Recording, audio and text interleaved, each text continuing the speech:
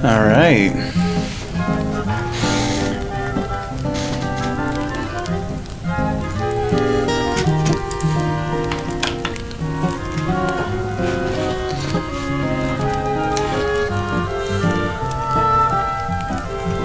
Okay.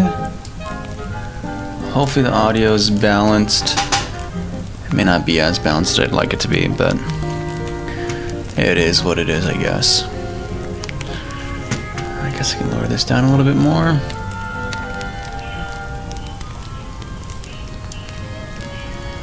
Cool. All right, 1 second. 1 second.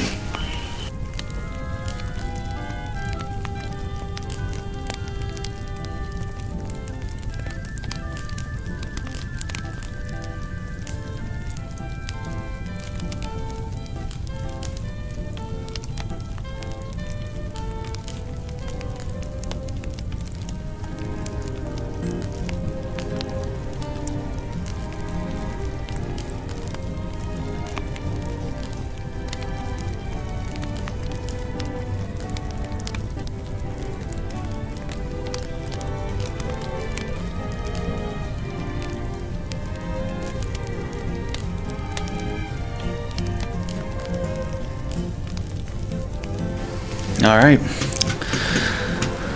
Cool. Hello, everyone. Sorry for a little delayed start. I had to do something real quick. But I think we're ready to start doing some deving. I think today's going to be day 27. And we're just going to see where we go to from here. So, yeah, I was playing off stream with some assets, but I think something I want to do today is work on the chunk manager because it's not working the way I want it to. It's been kind of badly written since the beginning, so I'm gonna try to fix it. Maybe think about a new way of generating some of these assets. The control map thing I had in mind is maybe not working the way I want it to, so I don't know. We're gonna see where the wind blows us today. All right. So I guess before anything, let me just play a little bit, and then we're gonna decide how things go from here. Okay. So now we have, instead of these purple spikes, we have these like little traffic cone things. Yeah, I'm playing around with some, there's wind. I mean, it's supposed to be clouds. There's something wrong with the chunk manager, so that's something I have to investigate.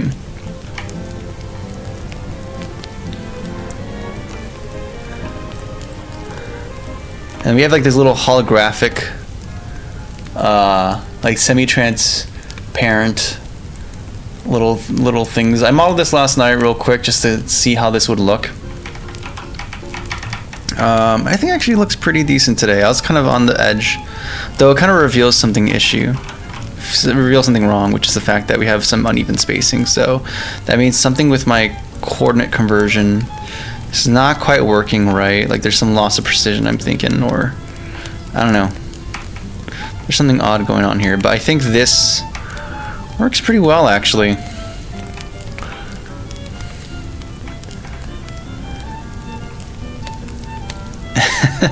I mean, I don't know. There's other ideas I was playing around with, but I don't know. We'll see. Thank you, Stereotypical. Yeah, we've been working on this for like 30 days now, or 7 days on stream. 27 stream days. Why is this code looking... Why is everything red right now? Yeah, it's like bad things have happened. So we're just gonna close this. Yeah, I did... Here's like the UV texture wrap for it. Pretty simple. I wouldn't fancy myself a 3D modeler, but hey, we can do some stuff when we need to. So we have to do some things. We need to make some things to do. I think we should work on the game over sequence. There's a bunch of other things we need to tighten up, but I want to make this, I want to close the game loop more and more. I think there's some fundamental UI stuff we need to do.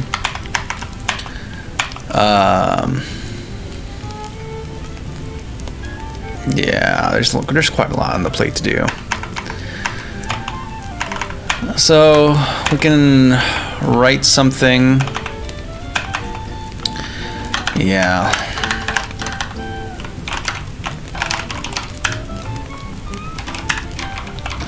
So many things to do. So we have this stuff implemented. Well, not that projectile, but that's like just content. Intangibility, that's gonna be easy to do. Time stop is implemented, we just need to test it. Yeah, we need to do the transitions though. That's for sure, that needs to happen. I was thinking about doing some more polish, so like adding time stopping for when you hit something, but I don't know, that seems more in the realm of polish. There's more important pressing things I want to do. Yeah, there's still this. That's a big issue. There's still the health pickups as well. There's some UI stuff we need to do as well. And then the chunk manager. So we have a lot of things here already written, but I think I'm gonna just reprioritize the things that come to mind, which is gonna be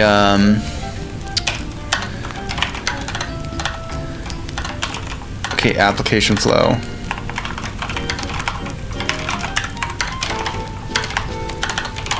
Game over. So we need to do this sequence. We can't just go back to the beginning. That just seems kind of, that just kind of sucks.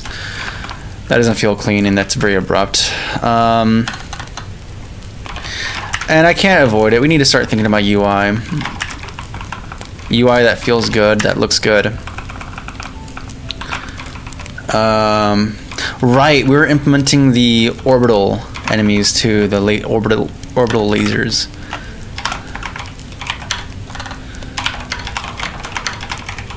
I think it's like largely implemented too last stream. We just never finished. We never committed to just get it done but I think we need to finish that. Yeah, okay. And then the chunk manager is something I want to fix because I hate the way it is right now.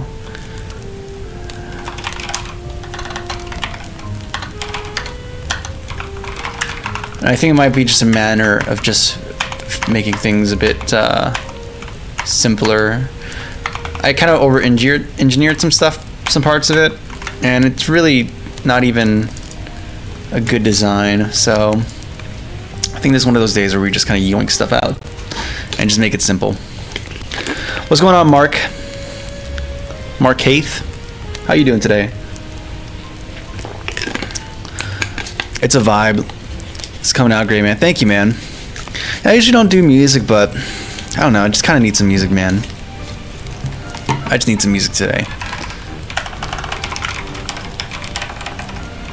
That was kind of like, it's good but bad, because this music makes me want to work on another project that I have in mind, but I need to finish the projects I have currently. You know what I'm saying? Like, there's some songs that just inspire you, but boy howdy, I need to focus myself on the task at hand. We made the chunks smaller as well. Yeah, we did like this whole over-engineered thing. Honestly, what I think I should just do is have it where instead of doing this whole shell business, I think I'm just gonna nuke a lot of this. What I'm essentially gonna do though is just, instead of having a buffer that's just a byte, I'm just gonna do a buffer of like shell presets, and then you just load the thing at the correct position in space, and that's all she wrote. Literally all I want it to be. I was gonna do this whole dynamic thing of like shells being randomly generated, where like you can have shells with less, like with less content and some with more content. And then we have this whole map system too, which I want to simplify as well, because it's like, if you look through here, you can see the different layers of the game, where there's like layer 1, which is water, and then this is gonna be where the ground is, and then these are supposed to be like roads and stuff, so it feels like there's like some architecture or something around here. But the scale is just too humongous for this game.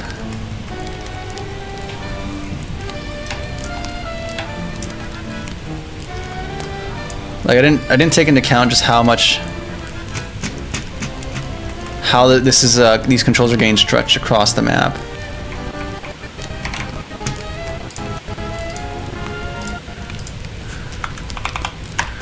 Let's close this, go back here. Let's go back, let's re-import. We're gonna go to gameplay. No, we're gonna go to level assets. Level 1, chunks. All you guys are gonna re-import your chunk 2. Yeah, there's a lot to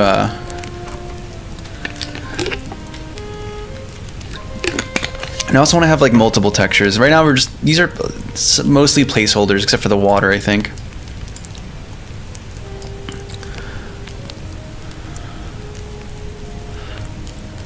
Yeah, there's quite a lot to fix here. And this is supposed to be like roads. I'm gonna change the texture out to be something that better reflects that. I think I need to value the individual pixels more for this, if I'm gonna go this direction.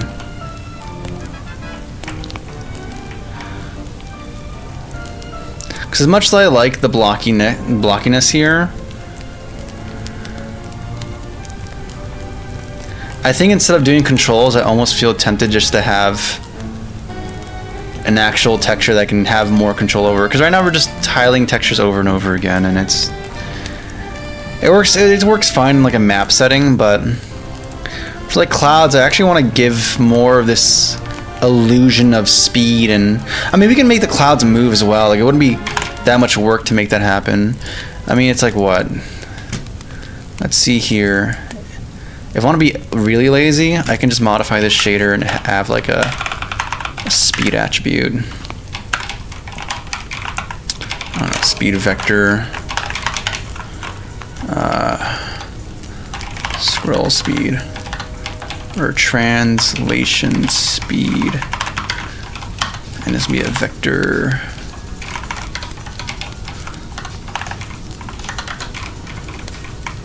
That should be fine. Actually, it's going to default to 0, 0, 0. Okay, now we're going to go to uniforms. Yep. Okay. And then when we do the UV offsets, this is where all the magic happens. Where's the color? Where we sample color? So this is fragment shader, we have amplitude, we do the waving stuff if we have water, if we're doing the water effect. Here we go, UV. Color, and yeah. So we're gonna multiply this by effect.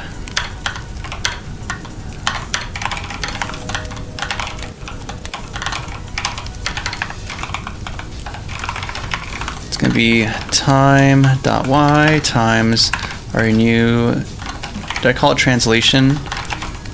Speed vector, there we go. And honestly, this should be a float too, but whatever, doesn't really matter as much. In fact, no, let this be a float 4. Anyways, we have here, where's our speed offset? So you're just gonna add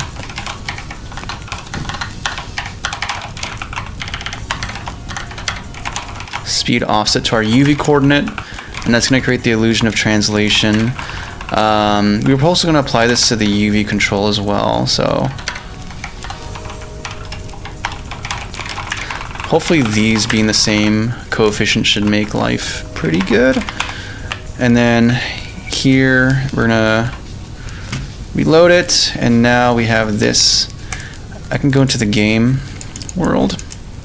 We can modify the shader on that shell directly. So where is this? Here we are. It's the same instance. Cool. So now I have this translation speed. I can make the X be like 10 or something. Okay, that's like too much now. It's a little too much. Is everything else translating right now? Oh, that's probably the wrong layer. This is the layer I'm looking for.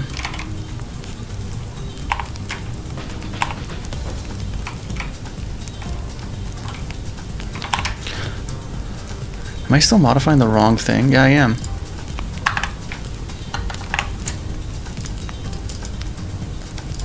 Here we go.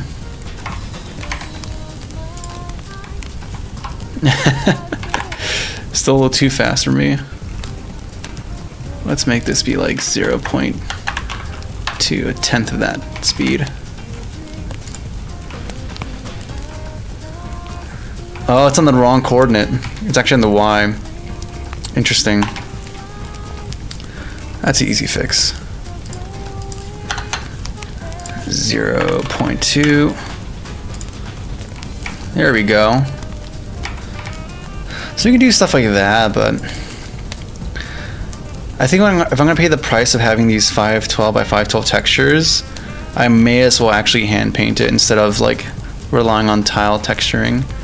I think this would have worked if only I was going to treat it like a level, like a terrain editor where I can paint different textures onto one thing, but I kind of don't want to do that. I think we're just going to make bespoke hand-made textures because I feel like I can do that to a better degree of quality than this. What's going on, Jocko? Good to see you, man. That's a shader. Yeah, I'm making a game, Mr. Fox. Mess with Proctorio? I have no idea what Proctorio is. How do you start making games? You start by Googling, man.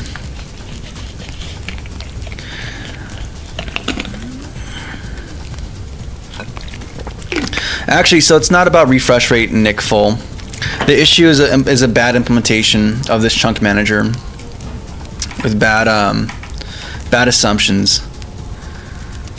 And I just need to gut it and rework it.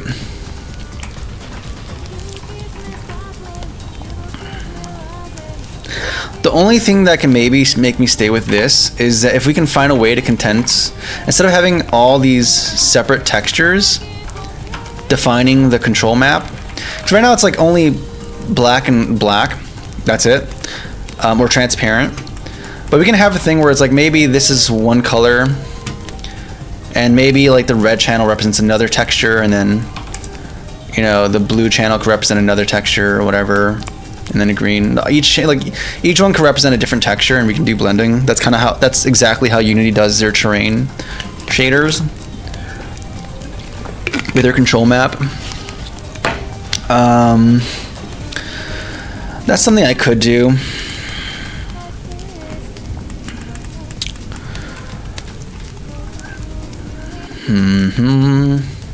Or I could have the best of both worlds and have some materials that are using that shader and have other ones that are just straight up displaying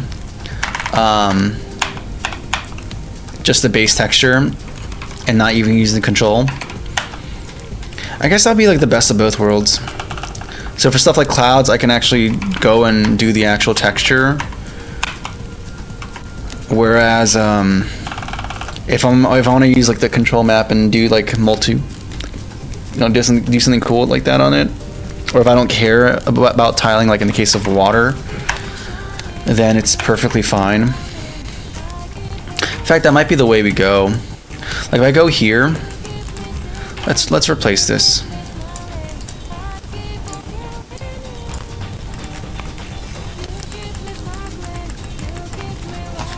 Let's test this out.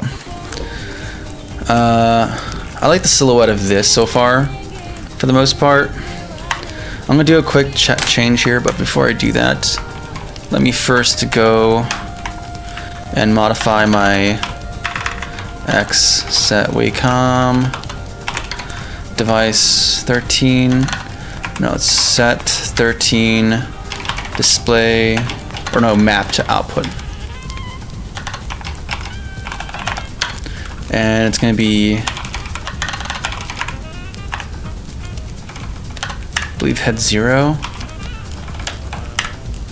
So now I should have access here. Yes, I do. Okay, perfect.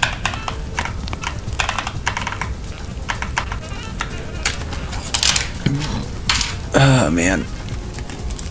We're going to just test this out. Let me use the brush thing, and we're going to lock the opacity real quick. We're not going to do that much. All right, it's going to be just a simple, quick thing to verify that what I have here is correct. We're going to lock the alpha, because I want to keep the shape. And I'm going to use maybe some blue colors. Okay, cool. And I'm going to use a smaller brush. And on top of that, we're going to use, yeah, pressure. Very nice.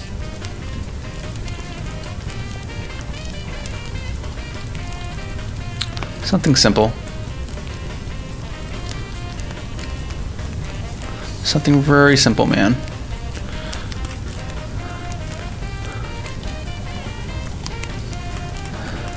I just want to get the idea across that, hey, this is a hand painted thing. We're not using a control map texture to handle rendering.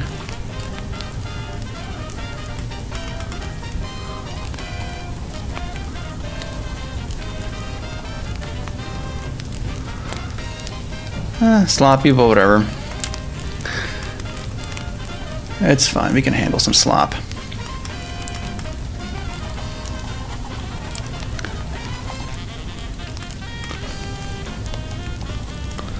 Just want this to feel like actual proper clouds. And then maybe a little bit, one more color tone, and then we're going to test it in the game and see how it looks. If we use this as a base texture, and then, nope, that's too dark, it feels like.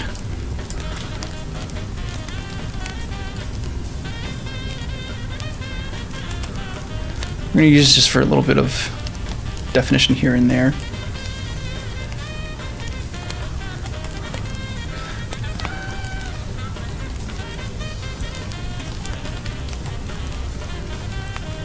Just a little bit of definition here and there.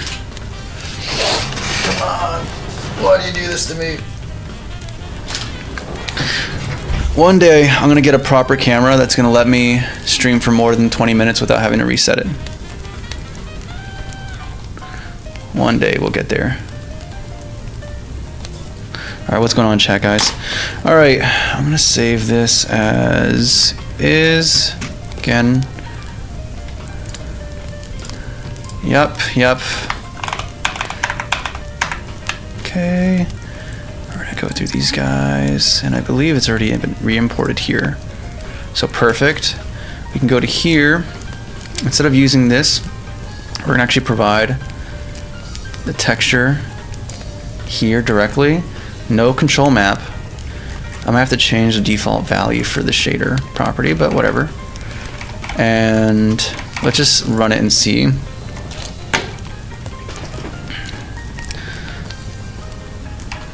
If this works though, it's gonna be like the best of both worlds situation. Oh no. No, it's not.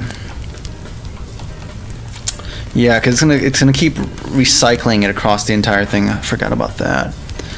So, what to do? We can do like a multi-compile thing to be like, hey, either we're gonna tile it over again, or we're gonna actually just wrap it around the cylinder.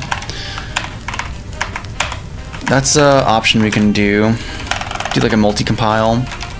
Or if def thing. I forgot how you do that. There's like a thing you could do, like,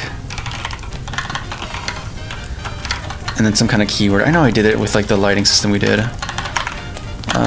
Cozy.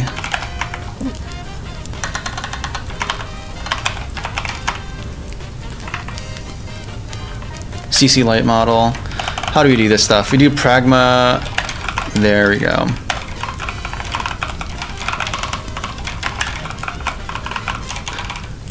Shader feature. use, I don't know, control. Okay, so we have this. I think you have to make another property here like this. Yeah, toggle.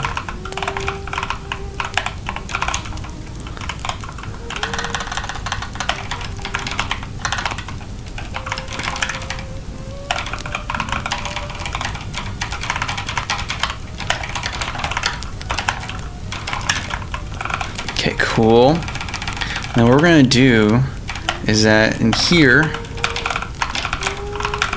we're gonna do if use controls on, we're gonna do things this way.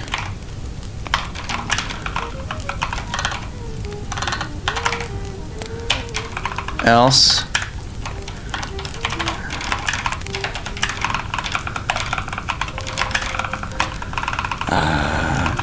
so we're gonna use instead of this UV control, we're gonna use I.control UV for determining this stuff. We might even, and then we're gonna also use that as well for the emissive as well. Just want to make this be a bit cleaner or easy for me to visually parse. Okay, cool. So if we're using control, we're gonna get the colors like this. If not, we're gonna do like this.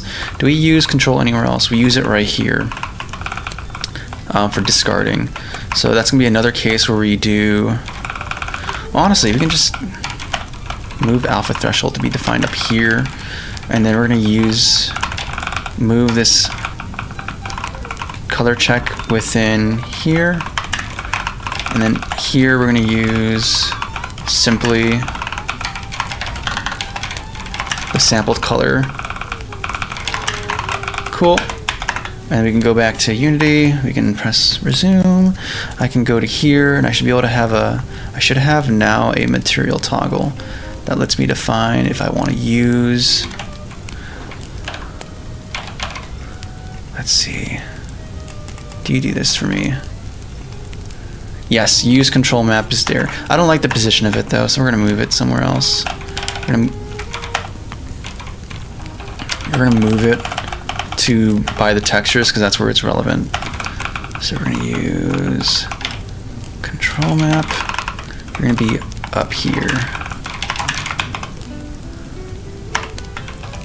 Okay, restart it.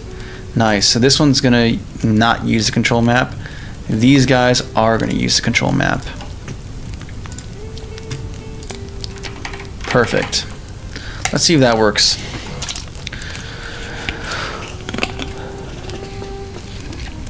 All right, what's going on, guys? Can I turn my keyboard down? Not really. There's not like a volume I have there. I could try changing the mic, but hey, okay, now it's actually mapped. Nice. I mean, it's a little distorted, but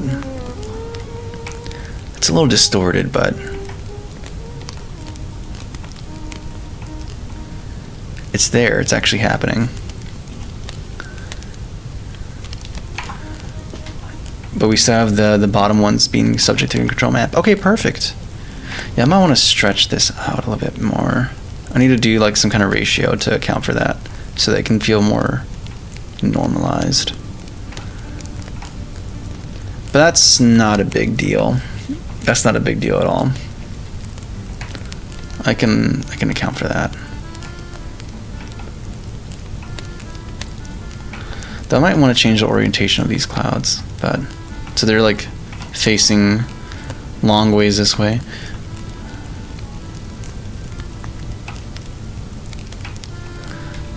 Yeah, they feel fast though. That's more nitpicking stuff, but yeah, we'll deal with that.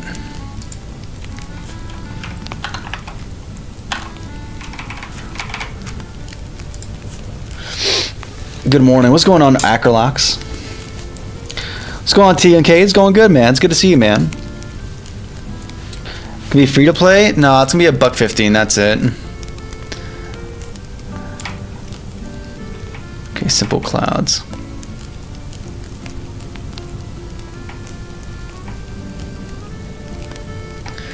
Yeah, Yeah, we need to adjust this. I think I'm gonna scale it by the factor, the size of the board.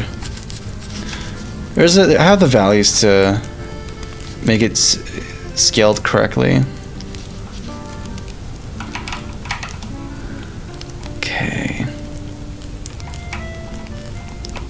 This is pretty good, actually. I'm actually pretty happy so far. Yeah, so I was gonna do the multi-shell changing level thing, but that feels just not prudent for me. So we're gonna do some other stuff. We also need to do like some screen shaking stuff, but whatever.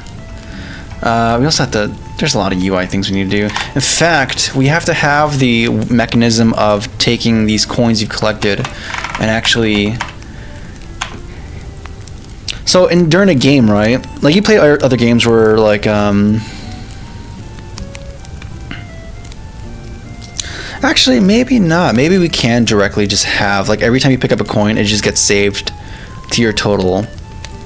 Because I was gonna say there's times where you have a game where once you get into that play session, you know, your run or your whatever, the coins you collect during that session aren't committed. They're not finalized until you actually make it to the end or die, right? But it has to have like something like that.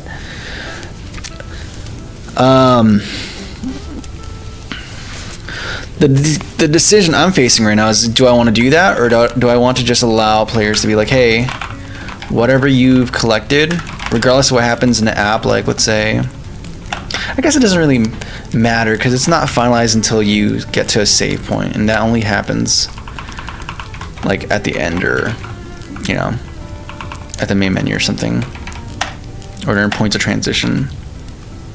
So I guess it's not really that big of a consideration. I can treat it effectively as how I want it to. Do I have something for this?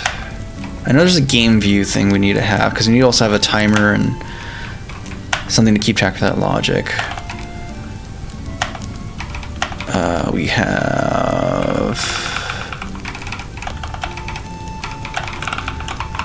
We have shop data, which I'm assuming is actually containing the current balance. Doesn't it?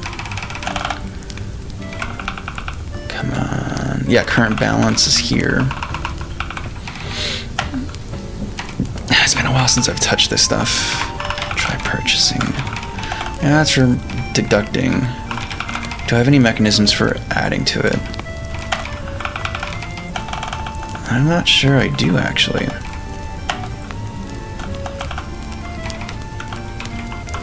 The state of a particular item. We have this struct that's defining the state, which is just the current balance, and then a list of item states. Is this what's saved, or yeah, parts registry?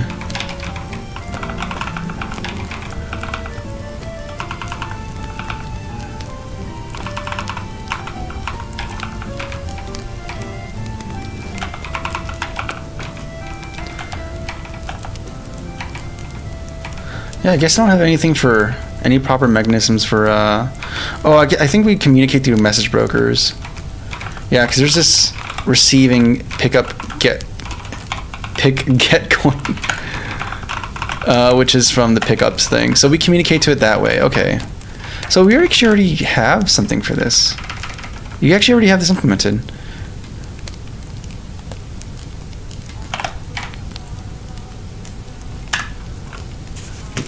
This is a great song, but it's also, I know for a fact this is super copyrighted, so we're just not going to do that.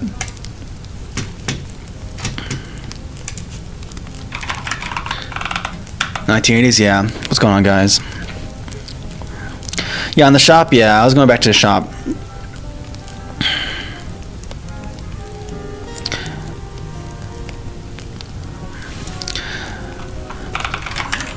C++ is very different, but there's a lot of similar concepts. The biggest thing is how structs and classes are differentiated in C#. Okay. So I think we already actually have this communication already happening. We just have to have a mechanism of displaying this stuff to the player.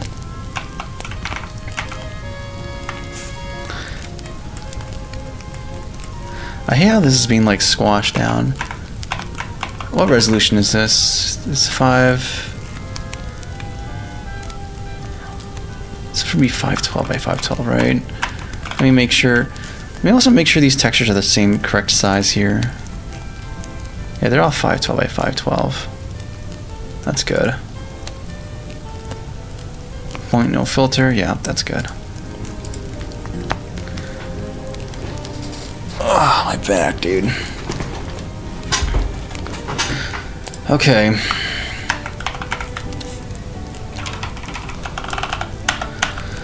I want to do something.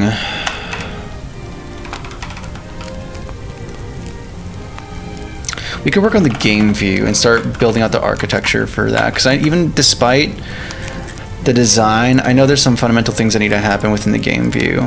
We already have a defined game view here, and it has a setup for HP and brakes and whatnot. And maybe we just implement the stuff directly here because it's not really a big deal. There might be some more modal stuff to worry about, but we can deal with that later. This needs to change. We're not going to do sliders. Oh, you know what? I want to do a sprite-based. Okay, this is like a whole separate thing. But I really want to do a sprite-based font renderer. Because instead of using Text Mesh Pro, I'd rather have like a pixel art font for like numbers and stuff like that. And we already implemented this in the game, like in the game engine project. We already have it implemented here for the letters, and we have the sprite shaders already implemented here. So I honestly think it wouldn't be that bad to implement that. Like, this might be just me being dumb and drinking some bad Kool-Aid. I don't think it's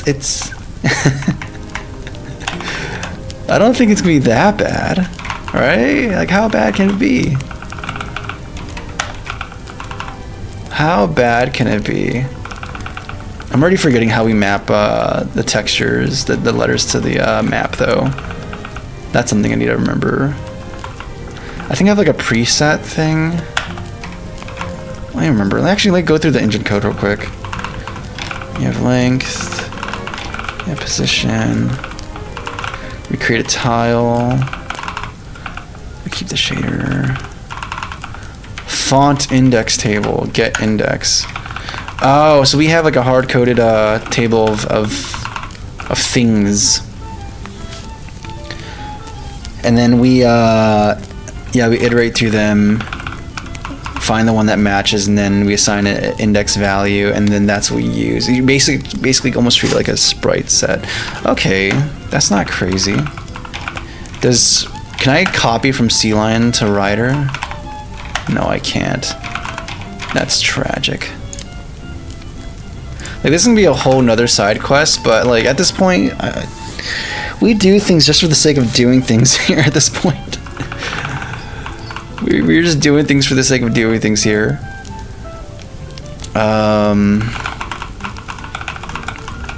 We have so many side quests going on, though. But I know this is a thing where once I get it done here, I'm going to use it in a bunch of other projects.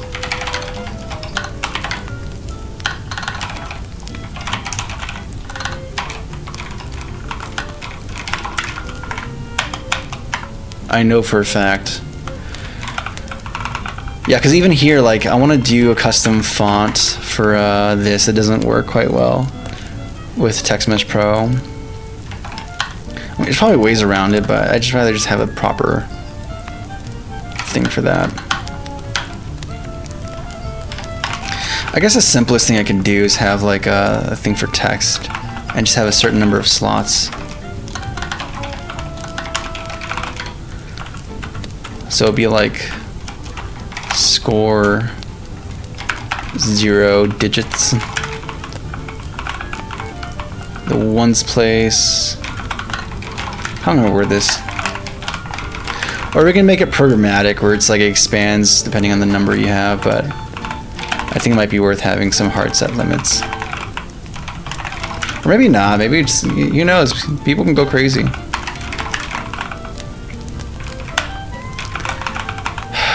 Or do I just use Text Mesh Pro for right now, feel like defeated, and then come back to this later?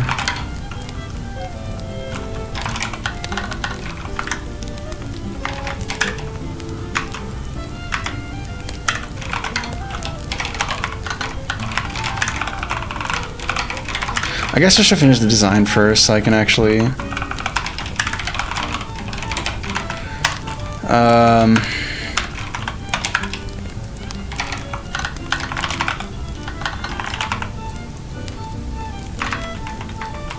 see, this is going to listen for when we get coin pickups, but I wonder, does the shop view have a...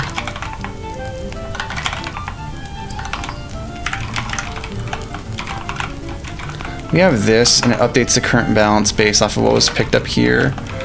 But I almost feel like this is so stupid, but at the same time, maybe it's fine actually.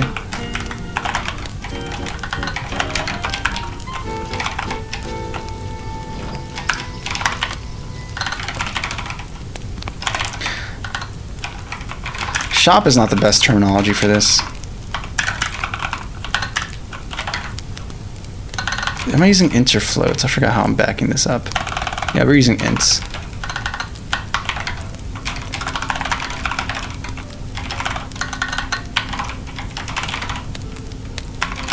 Oh, you know what? There's a distinction between balance and how much you've collected for this session. We have to keep those things distinct. So maybe we don't actually do this. Yeah. Maybe we actually just keep track of it here and just listen to and then manually add it on ourselves to keep track of everything that's been accrued.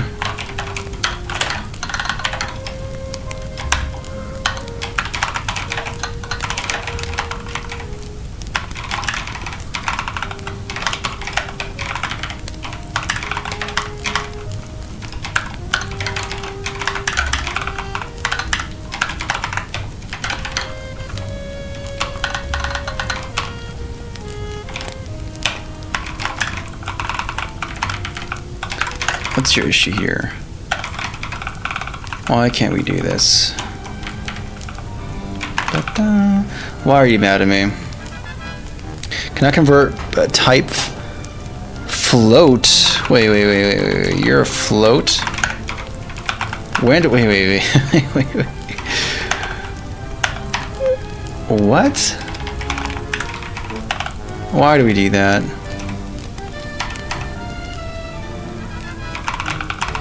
Balance is like, I mean, this is for debug purposes, but like balance is an integer. It's an integer. That's dumb. Let's not do that.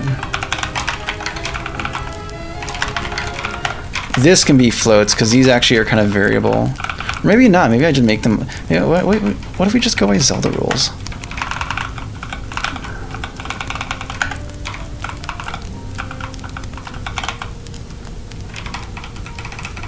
Okay, who's mad here?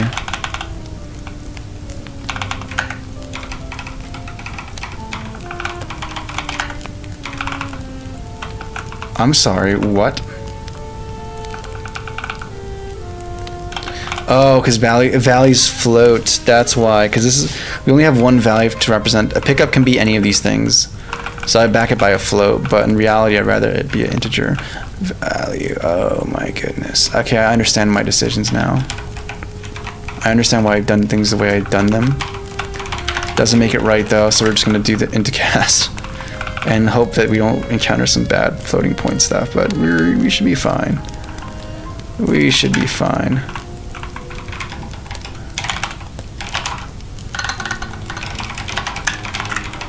Okay, cool. So this is, let's leave a note for myself.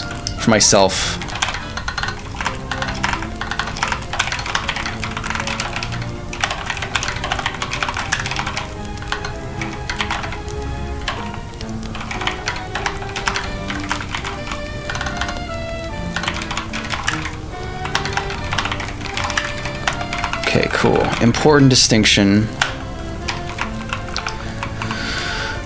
Okay.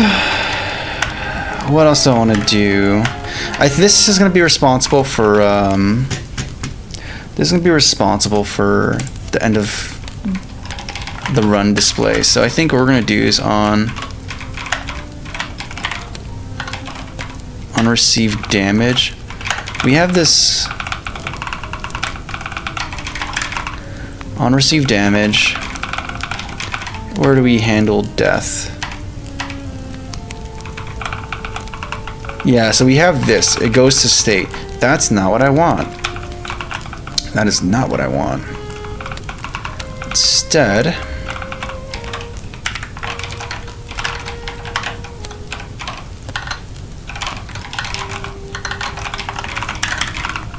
or let's not be dramatic. Just make a function called game over, man.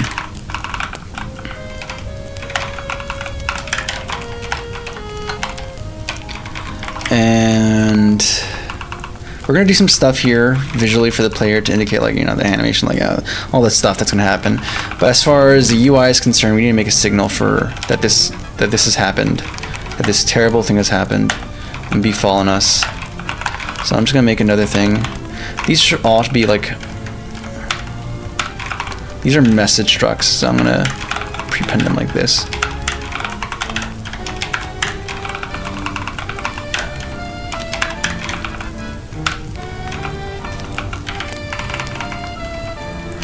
There's nothing here.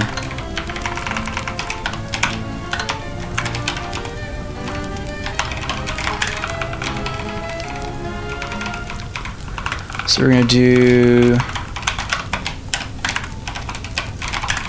game over. There's no values here.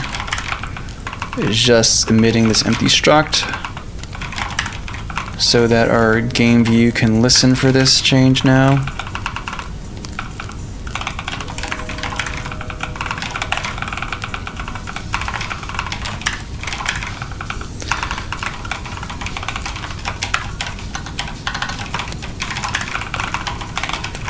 Yeah, you're not going to do any of this stuff. Instead, what I think we're going to do is start a coroutine. That seems simple enough to me.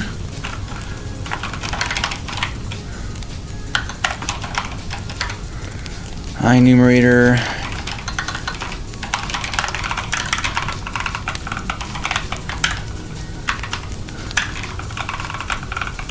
Okay, cool.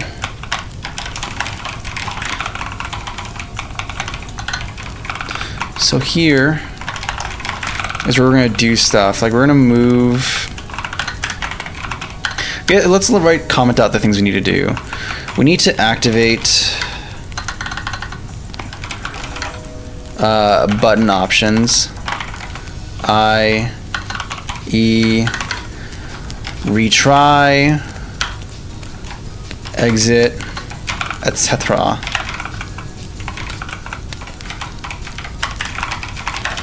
Move the score to screen center. That's the two major things. And this also means we need to listen for input. So we're going to have to actually have some other things here. We need to have some buttons.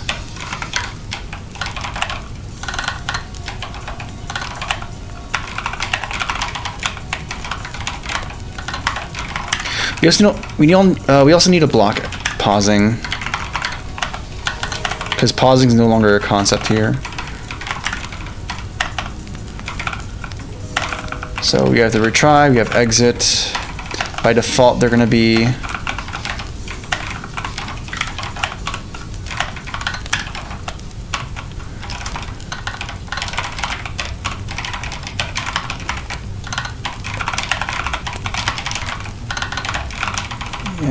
set these to false. These have to become true. And then we have to actually implement the desired behavior we want to see.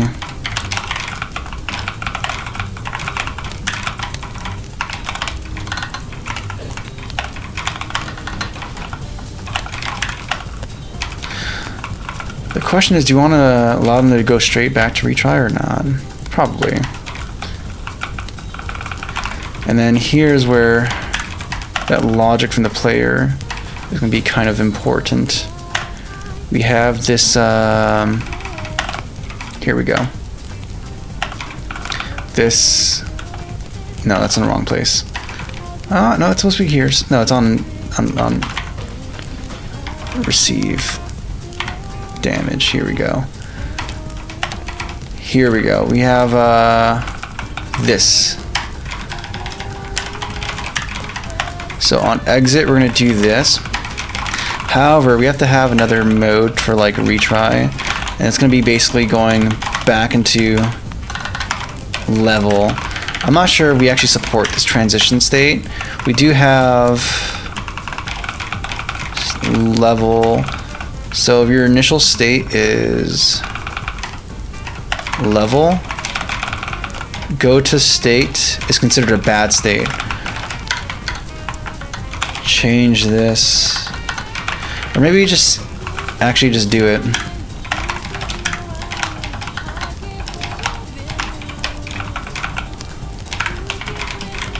Make it not a bad state, so it just reloads the level. Okay, this seems fine to me so far. And then lastly, what I want to do is subscribe this behavior. On click as observable. Subscribe.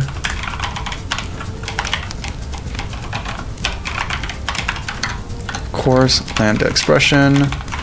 And then add to this so we don't have accidental duplicate logic behavior. Yoink this. Nice. Okay, so we have our behavior subscribed here. We deactivate the buttons. And this is going to begin the whole animation of like moving things to position. We're probably going to have some kind of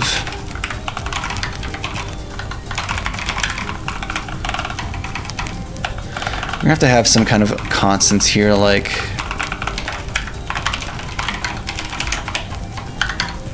I don't know.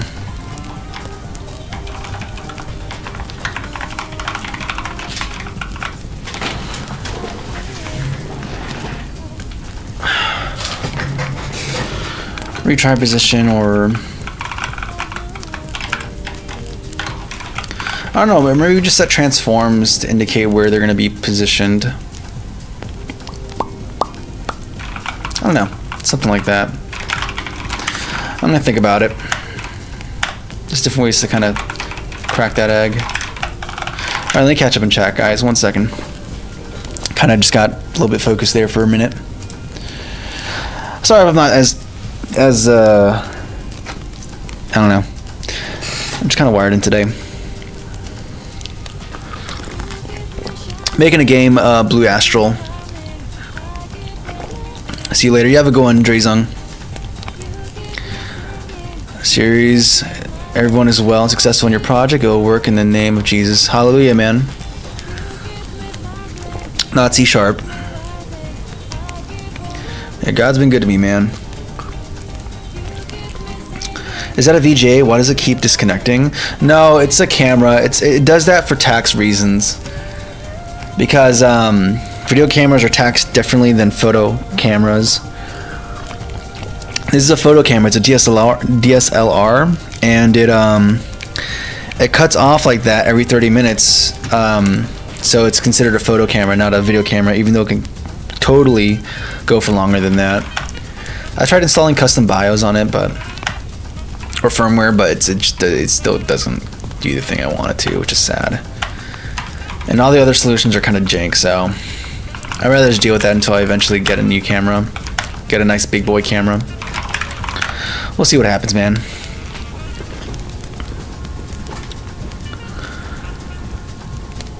Nah, dude, Doofus, we're not done at all, man. It's probably gonna be like day 30+1 and 30+2, like a game in a month plus 3 days. Yeah. But this, I'm starting to focus more on the actual functional stuff, and then we're gonna do polish stuff later. I don't know. I just want to work on what's interesting. Speaking of which,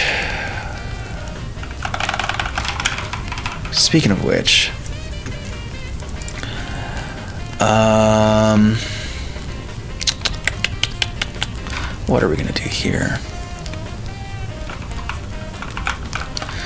gonna do here? Yeah, it's also the screen level transition stuff I want to do. That's a thing I need to do. So we can have nice, smooth, polished transitions. It's been basically the pause menu stuff, but just over the entire canvas. Should be fine. Do I want to work on this right now? We set the scaffolding for it, but I don't think I want to do it, if I'm gonna be honest with you. On pick up coin, yeah, that's a thing I want to do. Yeah, there's some things I want to do on update as well.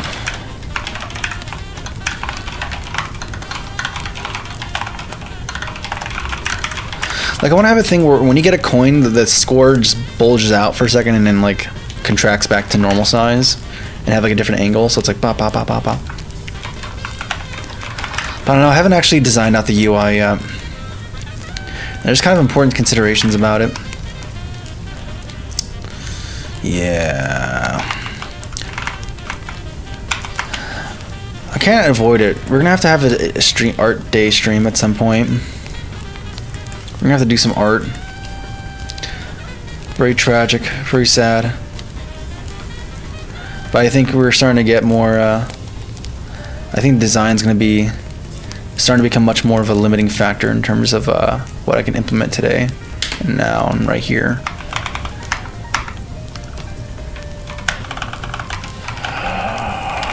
Okay. We can work on, let me play a little bit, and then we're going to think about bugs that need to be addressed at some point. It's probably going to throw an NRE because we don't have certain things assigned. Now that I think about it. So I'm kind of like just forced myself to implement this. What's going on, TST? It's good to see you, man.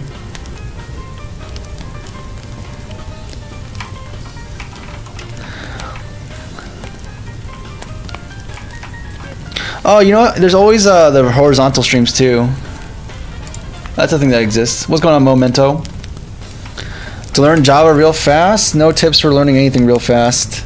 Except from iterate as quickly as you can. That's the best thing I can tell you to do. Where is this NRE coming from? Why is it coming from there? That should not be. How is that null?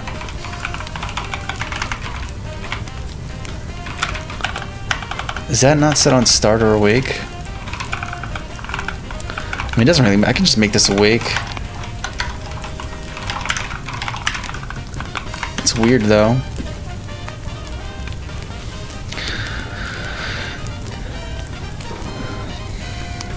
Yeah, I'm using i3.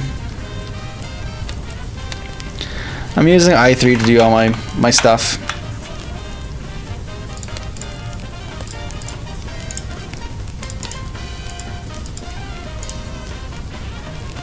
Come on.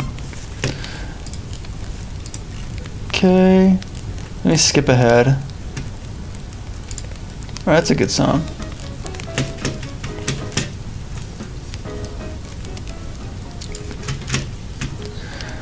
Okay.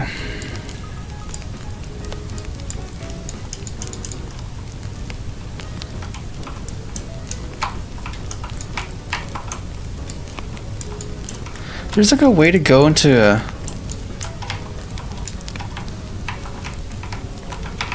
to like WASD control movement mode. I don't know. It's not doing it.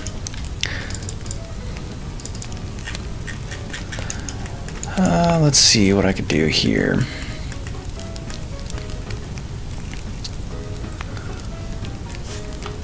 You know what, for right now, since I'm not gonna...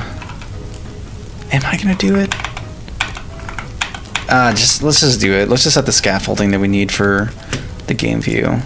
It's necessary. UI...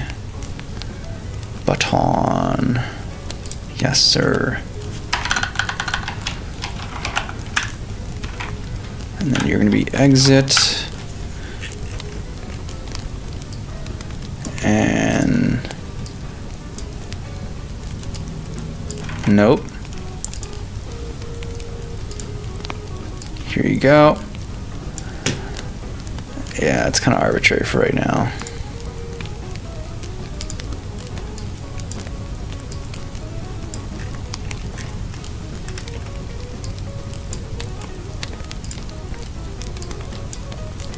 No, stop. Thank you.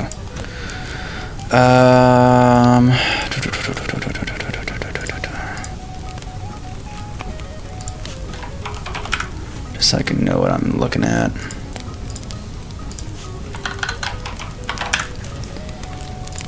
Okay. Select these. And I don't know. 300 by 100. Very nice. And your text mesh pro should be a bit bigger. Or maybe not. Maybe I'll just leave it like that. Then set the stuff in the game view so we don't have NREs.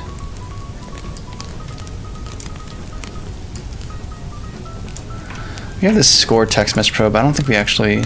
There's no logic that's using it, right? Yeah, we're good. So I don't have to worry about getting a potential NRE on that. Okay, let's see how it looks like when we die now. Let's go dying. And things are going wrong. Let's re-import. Change mouse? No, I have the same mouse I've been using. These two. Usually just use vertical though. Yeah, I think it's very nice. It's nice I can manage my windows and organize them. I feel like a dual switch and like hop, hop, hop, hop, hop, hop, hop. And then I have my multiple workspaces as well. Makes life pretty easy. Very convenient.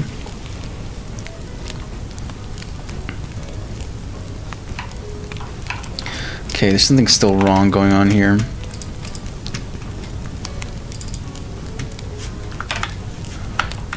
Oh.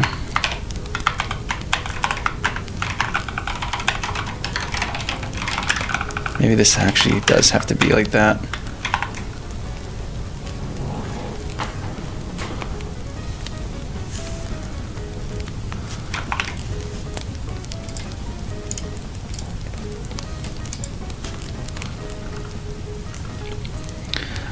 What's going on here?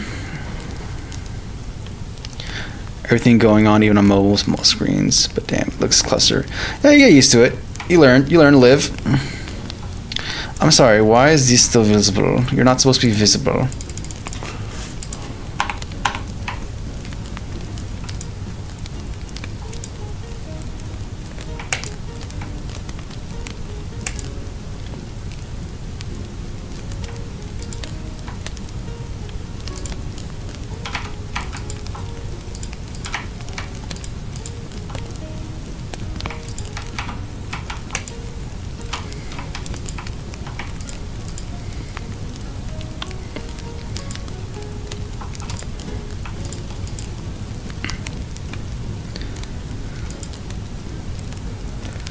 Yeah, I'm making the chunk sizes smaller, but it means I have to render more chunks. Especially now that we have a bigger viewing distance.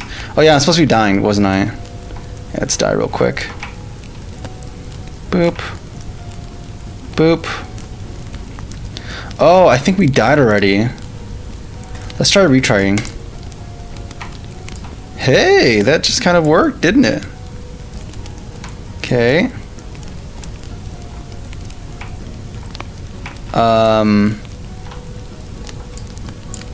Yo, what? What was that?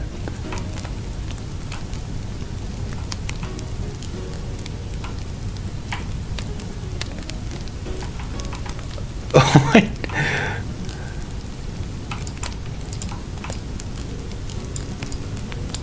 What is going on here, man? Anytime I do input. Okay, so maybe it doesn't work as good as I'd like it to be. Maybe it's just a matter of, hoping it's a matter of just adding an add to. Yeah, a bunch of NREs though due to objects not existing anymore. Yeah, where am I trying to access it?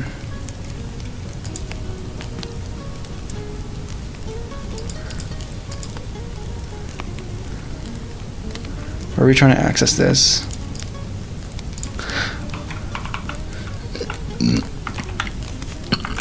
Oh, which one? Line 41. Really? Oh, I guess I never did add to, did I? No. See, that's what I'm saying. I was like, hopefully it's just as simple as that. And I think it's a matter of just doing that with everything else too. So we can just yoink this. Hopefully it fixes the rest of these issues. I'm assuming it's going to though. It's actually pretty straightforward. Just making sure that these guys are tied to that life cycle and dispose accordingly. So let's try dying again and see if we can make this work better. What's going on, young Yamcha? If I can go back to them for the daily. Hey, you learn to live with it, man. I've got low battery, but I'm enjoying your video. I'll follow. Thanks, man. If I started learning how to code, let's go, dude. And feel free to join the Discord too. Like, I'm more available there for questions, and there's a bunch of people there who are also down to answer questions about coding and tech and all that stuff.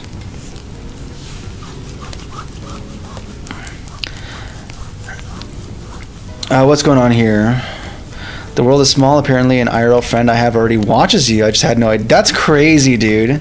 That's actually crazy, TSD.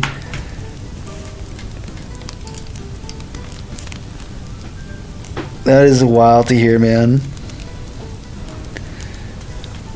Never used it on mobile just now. So, fix the bug. Yeah, fixing a bug. Fixing a bunch of bugs. Right now we're testing dying. See, this is activating this UI prematurely. I don't like that. We can exit, return back. No errors or exceptions, great. We die. The first time we take damage though, it's like yeah,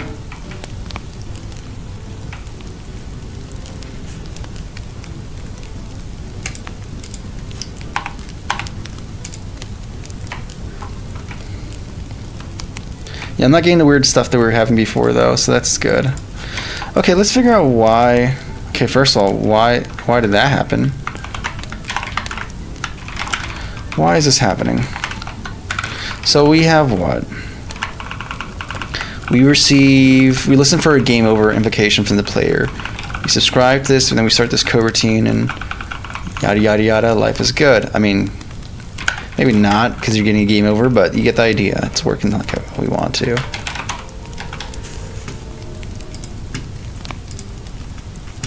Da, da, da, da, da. So, what happens here?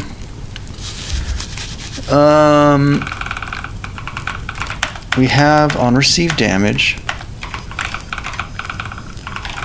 We have this. We have the position offset, which is wrong. This is not working how I want it to, but we'll worry about that later.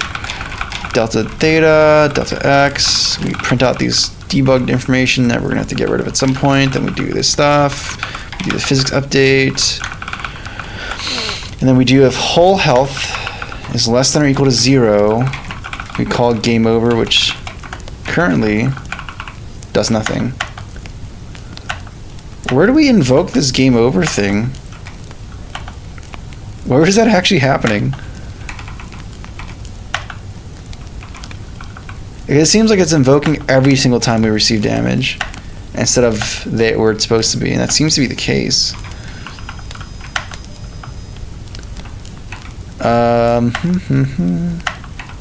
So I don't know where this is happening actually. So I'm just gonna go to this and look at usages and see where this okay, here. Oh,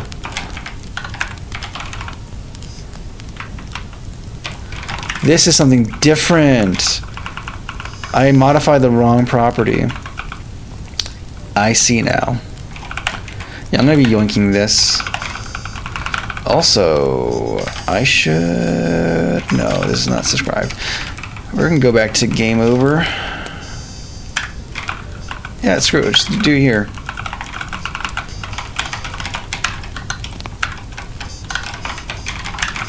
Emit this message. This is also wrong over here then too.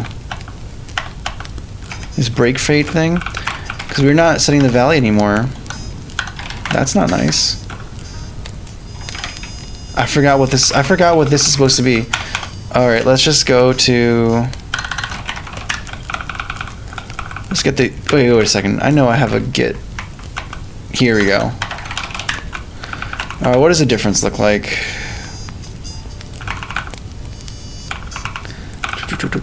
Here we go.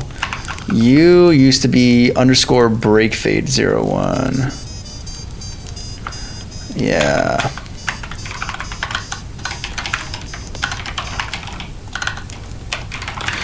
Remember, kids, always use get. It's helpful for more reasons than you'd imagine. More reasons than you'd imagine. Okay. So we have this, we have this. Okay, let's try that. This should work now. Re-import.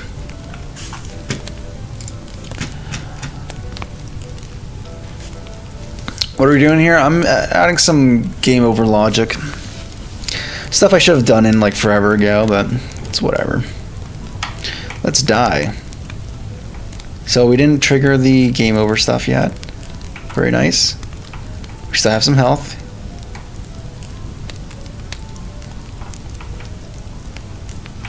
Still got some health in us.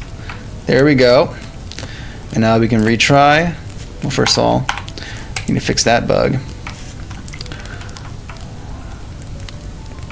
Oh, we should probably... Yeah, there's things that need to be done if we're going to retry.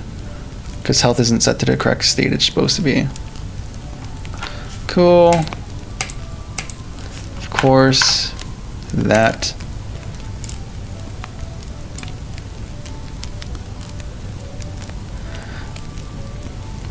You know what? No, it's fine. Okay. So, we did some stuff. Let's go continue doing the things that need to be done, dude. There's some other things this requires, like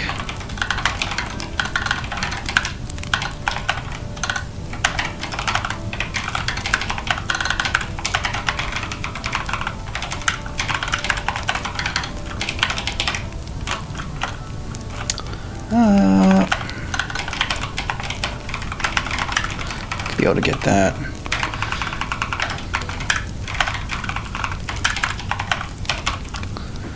Is there a way to disable? Yeah, disable pausing. I was so smart. I thought of this ahead of time. Beautiful. Wait a second. Wrong place. It's supposed to be over here. Disable pausing. And then only once we make a decision here do we actually re-enable pausing. On both of these fronts. Cool. And let's just deal with this situation that should be dealt with. You're locked in? Thank you, man. I mean, today's a more focused day than usual. I don't know why, I just feel locked in today. Oh, camera's gone. Sorry about that. I don't know how long the camera's been gone for, but it's back now. And then, what did you say? Wait. Tsukade? Is that you again? Is that you again? Let's go to Google.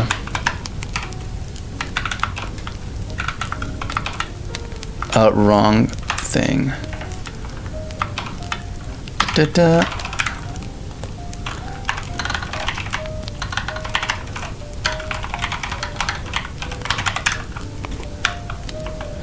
Kagi, you better have that. No, you don't? Oh, brother. Brother. It goes to Google Translate. There's no Kagi Translate. That's pretty sad. Soothing.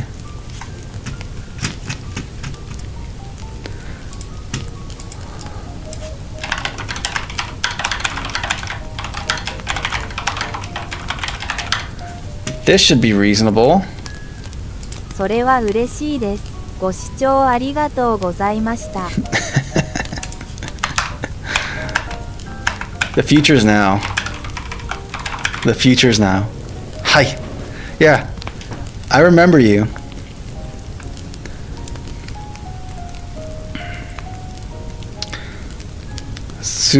Sugoku.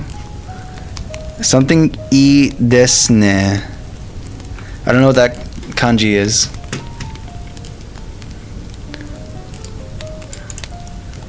One second. We're taking a little Japanese detour, guys. Or actually, wait, one sec.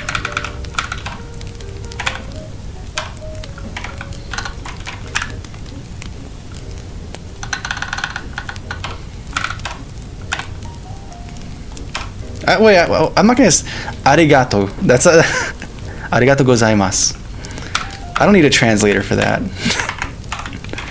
Alright. Back to here, though. We're gonna have to animate this stuff. We'll deal with that later. We're gonna develop a shape language for this stuff. Besides disabling pausing. Yeah, there's another thing we need to do. There's something in the pause menu that's blocking. And it's because I think container is on by default, and it shouldn't be. So if we do this,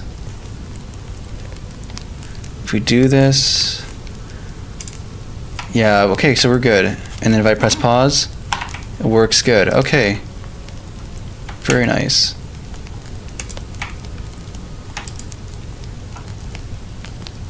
And then if we die,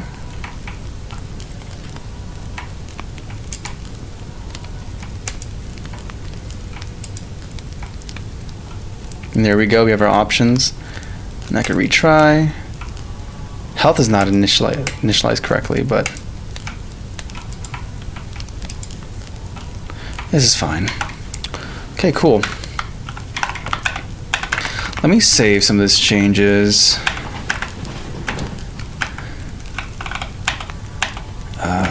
Where is it?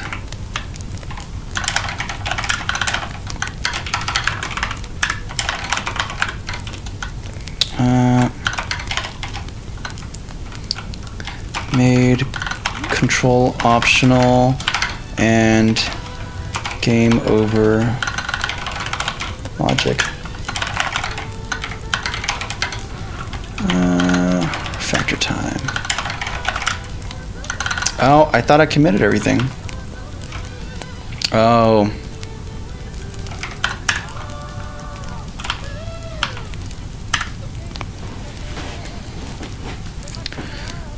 Very nice. Cool, everything's committed there. If I go to...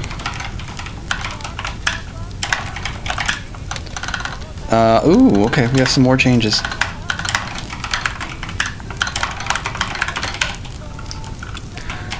Minor reorg.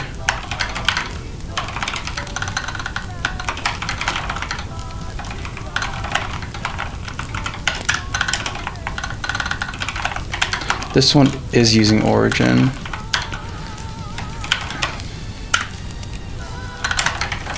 It's a good song. I love Spectrum.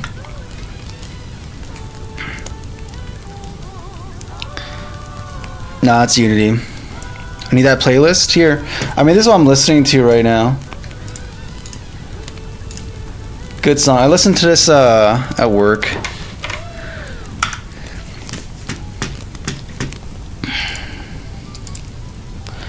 I've been trying to get focused in. I think I had a very focused day at work today, which is I've been wanting that for a while, and I finally kind of got it. And man, dude, it's good when things flow.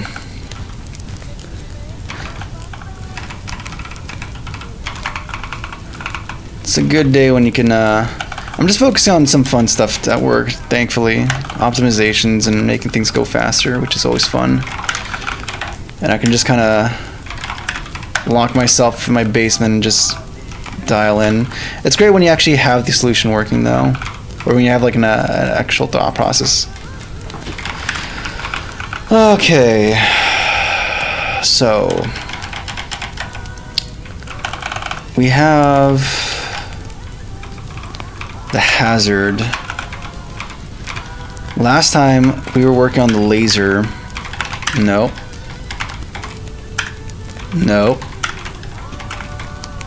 Here we go. And we kind of implemented it, if I'm gonna be real with you. So it's like a matter of a few things. We have rotational speed, which is kind of a hard-coded thing, honestly. I might even do like a random init thing. Like we can set like the current angle to be like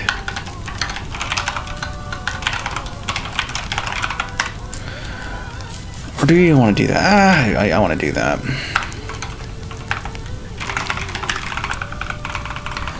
And then this is not going to be a constant because we are starting with this as a baseline.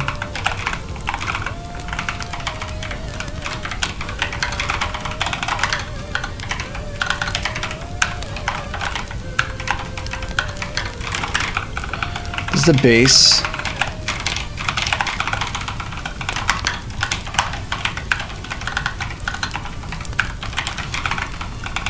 And the range in which it could vary. You do like 10 degrees per second it could range.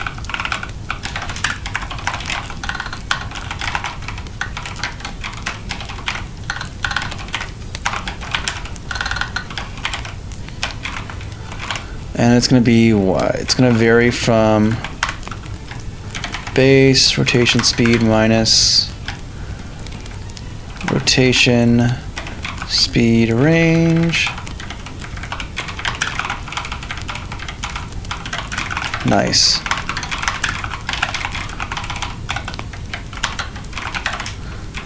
And it's only 2 parameters, so we're good there. Okay, we have that. We have a init. So random initial angle and a random rotation speed. I think we haven't handled everything pretty good there. We're not going to do the different behaviors, or if we do, they're going to be just fundamentally different.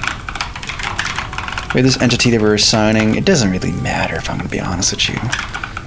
Maybe it matters for positioning, but it doesn't really matter for me. And finally,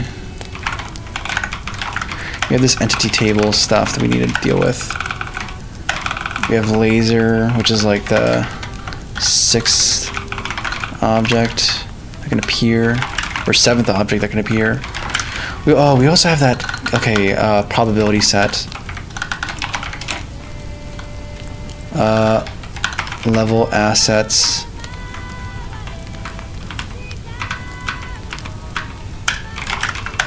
Yeah, we have this level assets, and then we have this that's displaying the yeah. Oh, and you know what? This is actually dynamic. Perfect. Almost perfect.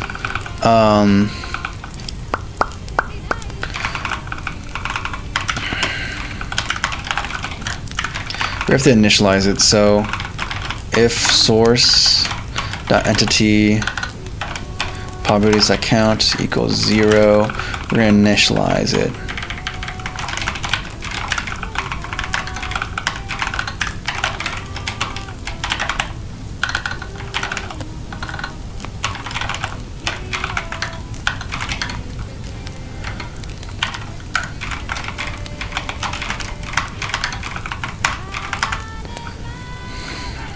And it's gonna be, I don't want to use reflection. I really don't, but I know it'd be probably the most easiest thing to do. Maybe not the easiest thing, but I'm gonna have to brush up on something that I'm not gonna use again.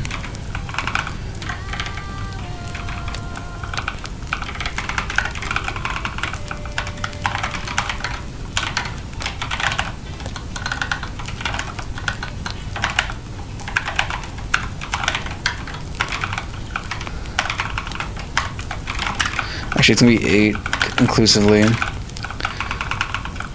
This is not happy. Because honestly, all this entity business should be in its own like class, or like it doesn't belong here. It just doesn't. I'm gonna be real with you, partner. So let's start doing some cleanup.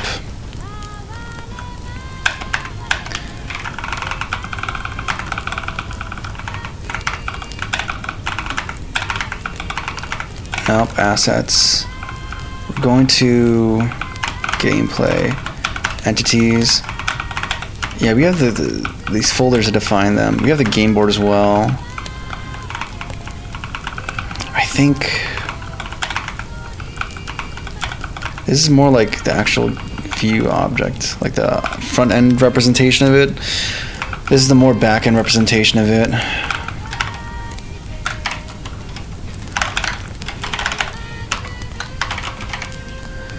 Entities.cs. That should hopefully be fine.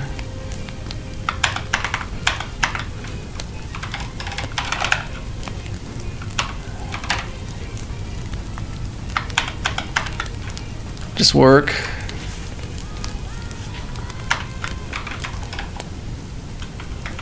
I just want to go to the file, man. Let me go to the file, man. Brother.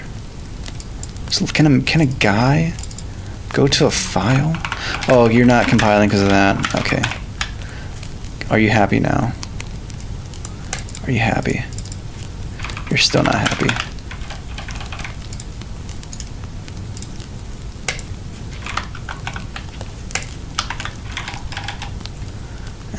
Yes, come on. See, moments like this is when I wish I could just go. I feel like I should just go full NeoVim and just be like, you know what? I'm gonna edit the file when I want to, not when it thinks it's created. No, I'm gonna edit it exactly when I know it's been created. Tear me apart, Lisa. You're tearing me apart, Lisa. Nope.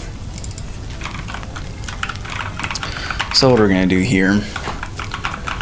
What are we gonna do here?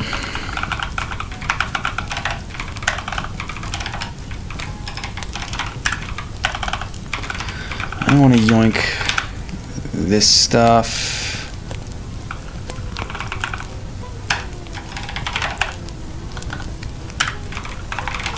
Oh, I was typing it wrong, that's why. So you have this key type defined here. We have entity.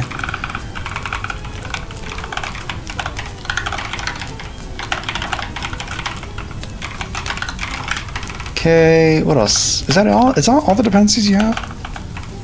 Sheesh. Anything else that belongs here? This is, I don't want to have this part of the struct, even though I get it, but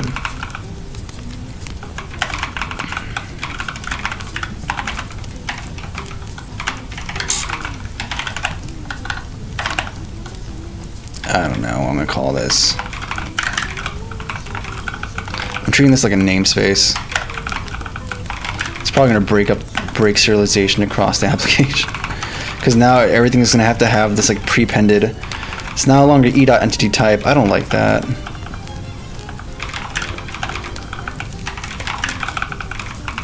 And I can't just do this, right? That seems very illegal. Yeah, and it is legal. Okay, cool. I'm glad we're on the same page about this, dude. Alright, let me catch up in chat, guys. What's up? What's going on? C, but sharp as knife. Thank you, Terrell. Keycaps. Oh yeah, the KT strawberries. I'm glad I did the setup, man. But I hear Thaki keyboard, I see Simon. Yeah, it's fun, man. It's fun. It's fun. It's yeah, we're typing a lot today. Today's been a very typey day. And my hands are hurting a little bit, but it's crazy because it's not as bad as if I was using. It's not as bad as it would have been had I been using the IBM keyboard. That makes my fingers actually work. All right, let's go to level asset editor. There we go. Now I can actually enforce this. And you're gonna be new int of type of size.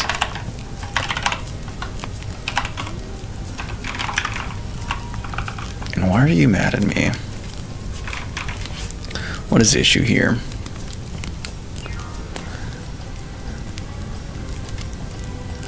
Oh, there's float. My bad. Makes sense. Yeah. Makes sense why that's the case. And then I also want to throw a warning if like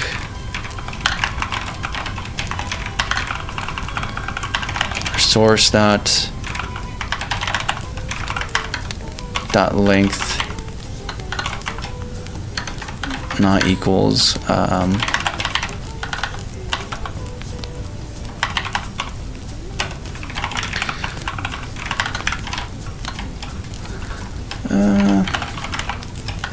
should make my own logger as well. A warning.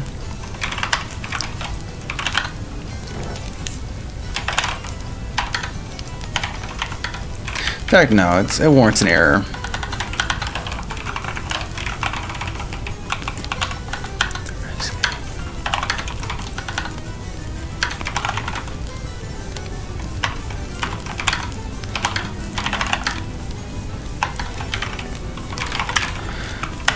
Nice.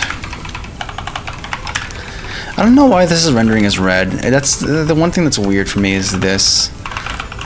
Like, I'm not sure if I have to be using something else. There's like GUI layout, but it doesn't have a float field.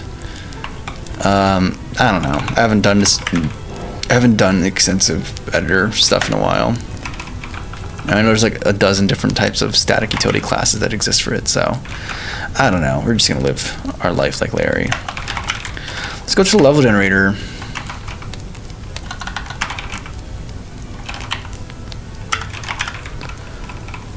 Let's go to the level generator. Do we have anything for laser? Yes, we do. We actually do create a new entity for lasers. Cool.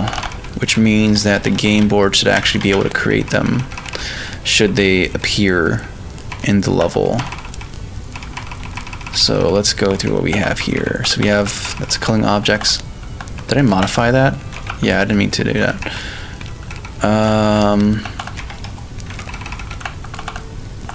Oh, you know what?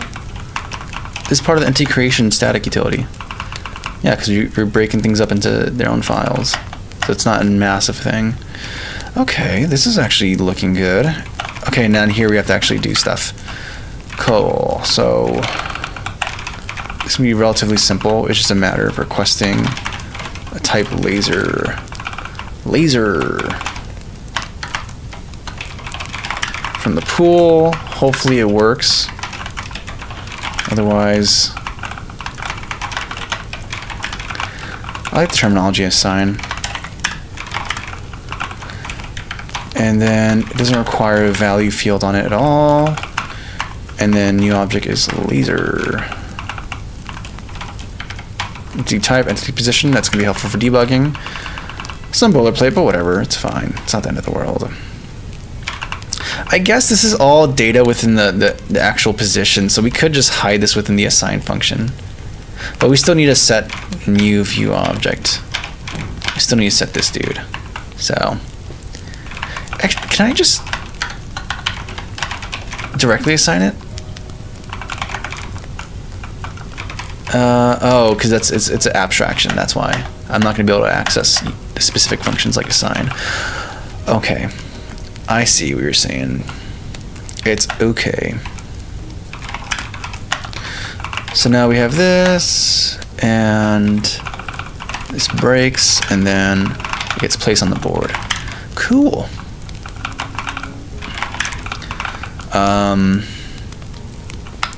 Do we assign a probability and test it out? Let's make a bunch of lasers pop up in the game. How be? I see you got a new keyboard. Oh no, this is a keyboard I've had for a fat minute. Sad. I just swap between keyboards to spice things up.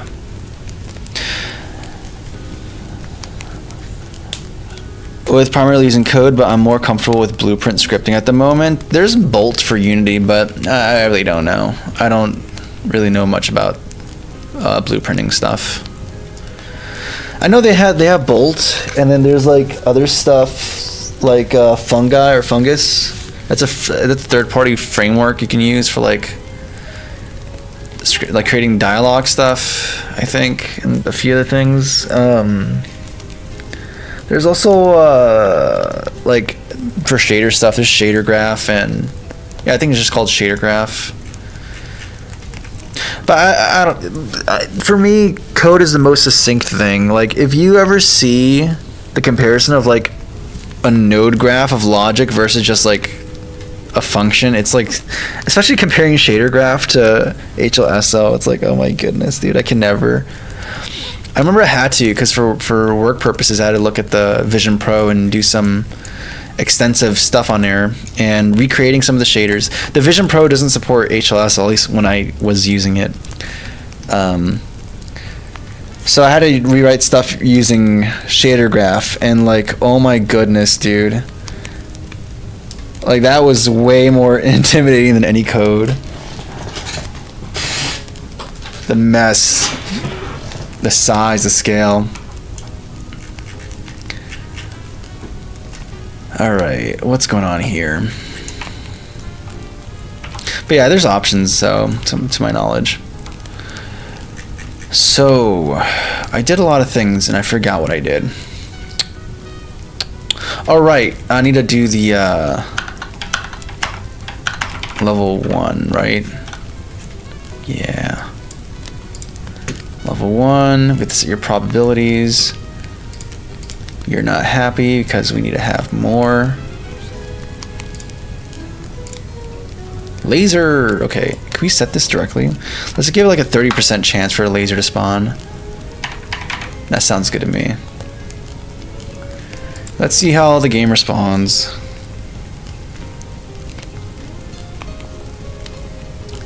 Hey, look at them. They're just kind of hanging out here. On the wrong axis, but whatever. Whatever, that's something. You don't see that every day.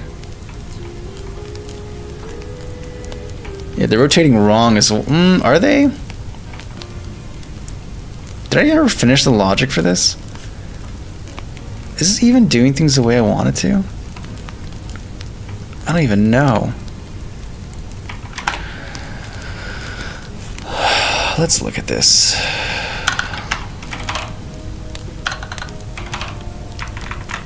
Let's look at the prefab.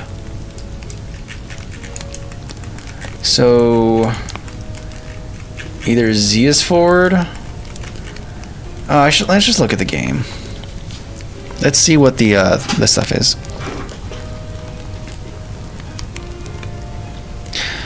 Wanting to get into coding? Yeah, C# is great. I think it's actually a very, very good place to start. It's not very low level, but you can go low level if you want to. But it has still a lot of high level features that makes life easy and convenient. You're gonna learn about statically typed languages, and that's like the best thing that you can do, possibly. It's like good for your health, good for your brain. I think statically typed languages are the best thing to learn with. It's just good, man.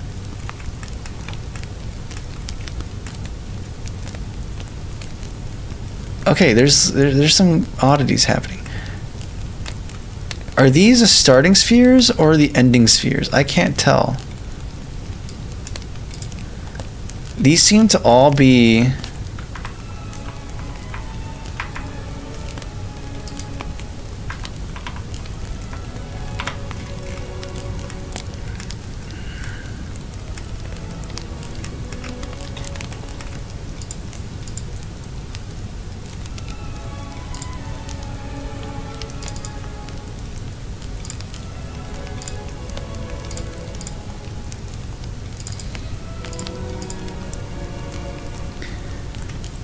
so no, they're rotating around. Okay, I am confusion.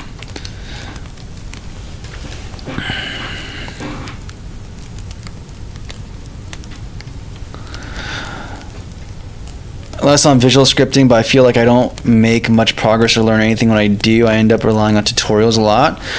I mean, that's fine. I started with relying on a bunch of tutorials. I think the important thing is to work towards a goal, right? Like, the way I think about it is that coding is actually not 1,000 different tricks, but it's instead learning like a set of a few tricks and then seeing how to reapply it and combine them with other tricks. That's like really how it is. So maybe you start off by using tutorials to do stuff, but then eventually, if you're proactively thinking about how can I reuse this, or what can I do with what I know, right? How can I maximize and make the most out of what I know? You can start seeing different places to apply the same idea. And then like when you implement the same thing over and over again, you're gonna learn new things each time and get new insight. I've implemented input controls like hundreds of times at this point. And each time I find a different way of going about it, little tweaks here and there, or something a little bit different, man. But yeah, just do projects. That's like the best way to learn. And don't be scared to try out something, even if you think it's dumb. Like if you think the way you're architecting something is dumb, just send it and then see what the cost is, right? That's how you actually get intuition and experience. It's from actually just trying stuff out. And if you don't try it, what's going to happen is that you're going to be too scared to do anything of interest, and it's going to lead to stagnation, which is not good. See, this is rotating in a weird way. Let me look at my code. Am I doing something?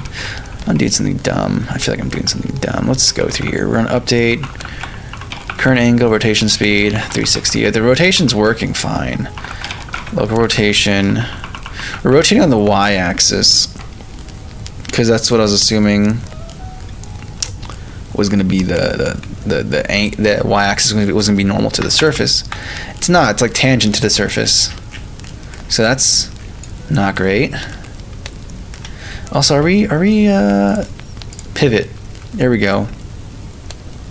Okay. So things are oriented around the pivot by the radius. Okay. The parent transformer is what's rotating, though.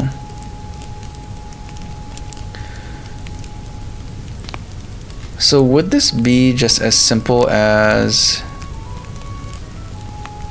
having this be normal to Z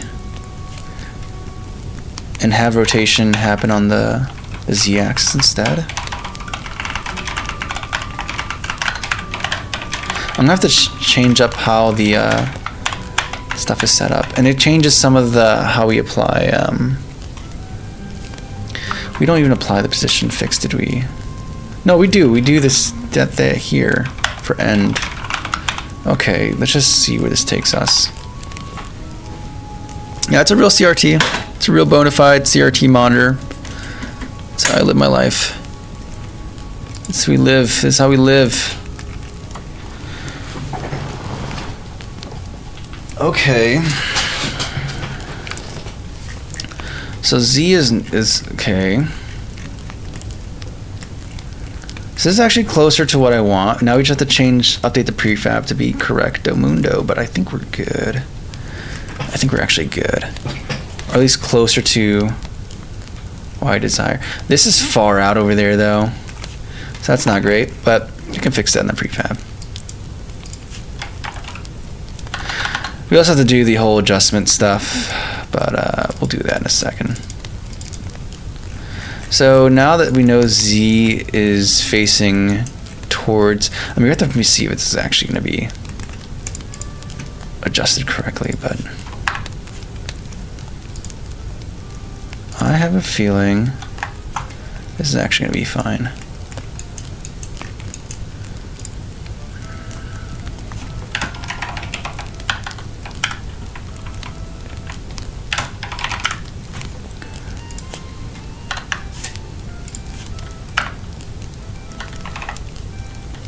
I don't know. We're going to define a radius. That has to be a random thing that's defined, isn't it? Yeah, it's going to be.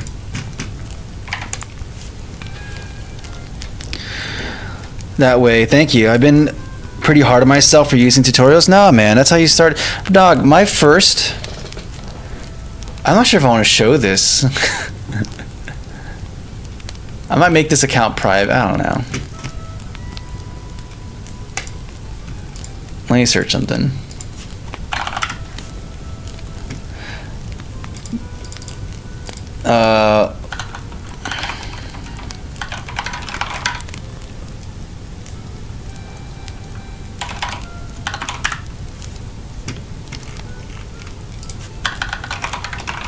Let me see if I can find it.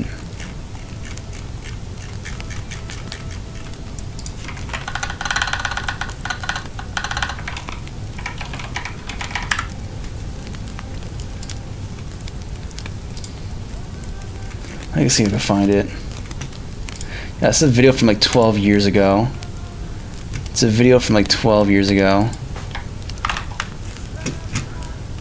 So like, this is like 12 years ago, and I was in Game Maker, and like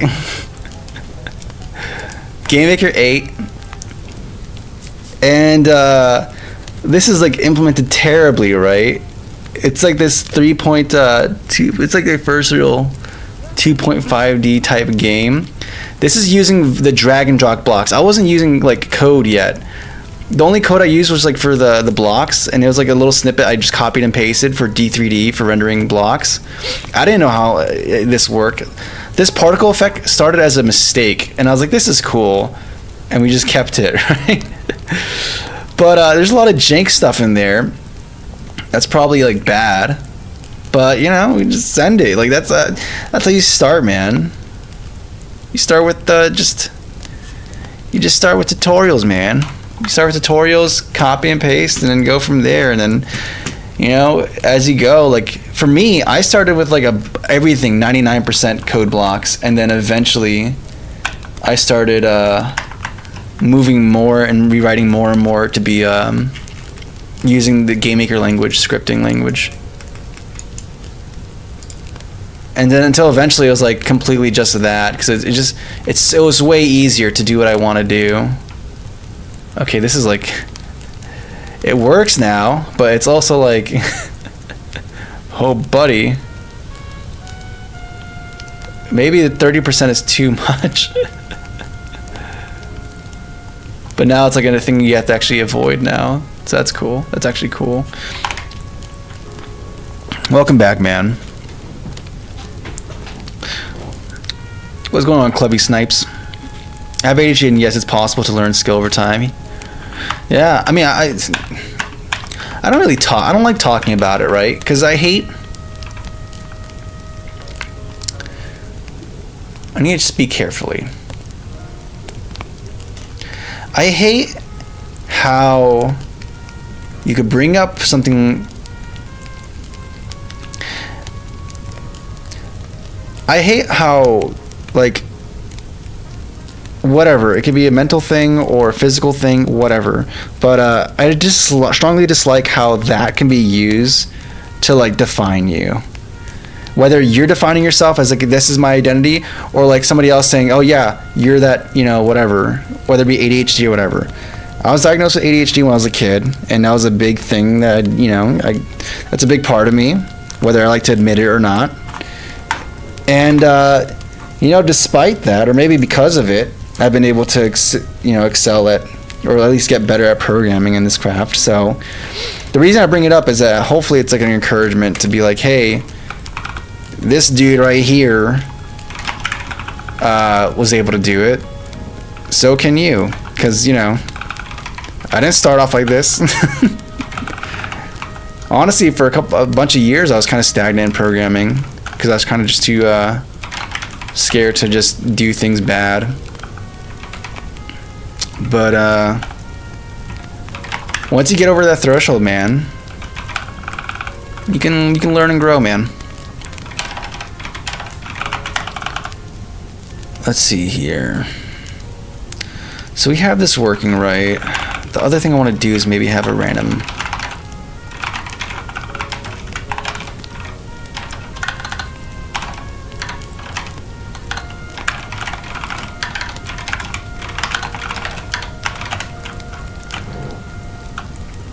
radius. What is radius going to be? Start with 10.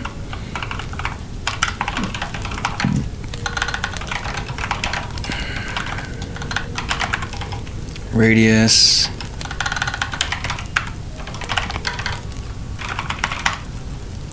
So 10 meters. We can start with 10 meters as the base and then have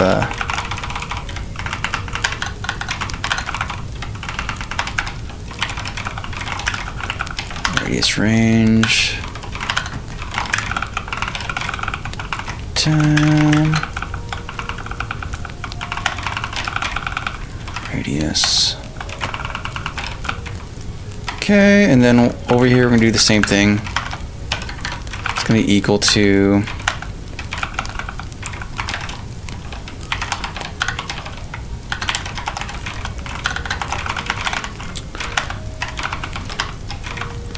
base radius minus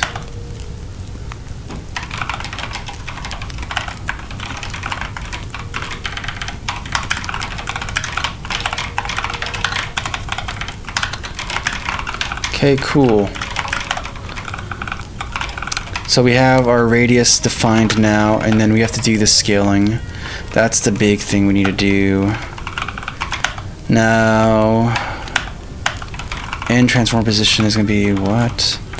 Times game board manager radius. That's for the, yeah. What about the Y position?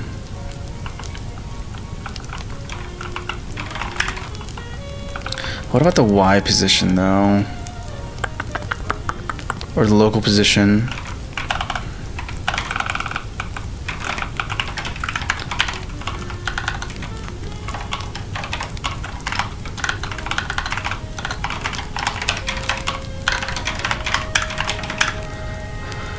Local position.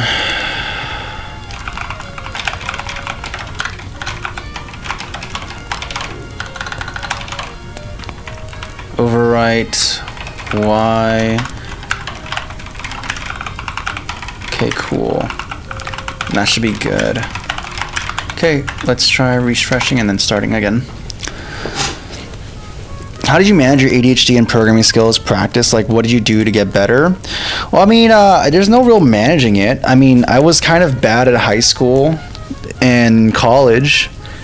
The thing that carried me is I was able to do good in tests, but as far as like focusing on things I don't like to do, it's like very grueling. The thing though is that programming is really interesting to me. Making games, actually programming in itself wasn't really of interest or the main interest. Making games was the interest, and programming was just the vehicle to get there. In modern times though, I've grown to just like programming in of itself and enjoy getting better at it.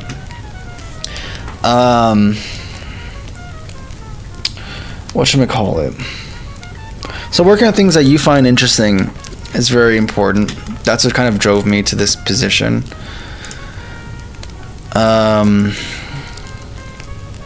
Beyond that, there's other factors. I can get motivated either with time crunch or like if my ego's involved, then I'm very much willing to go the extra mile or to force myself to like something. It's like ego is. I don't like talking about it that much, but it's very much a thing. I used to be kind of I mean, like, not really. Like, I wasn't really a jerk, per se, right?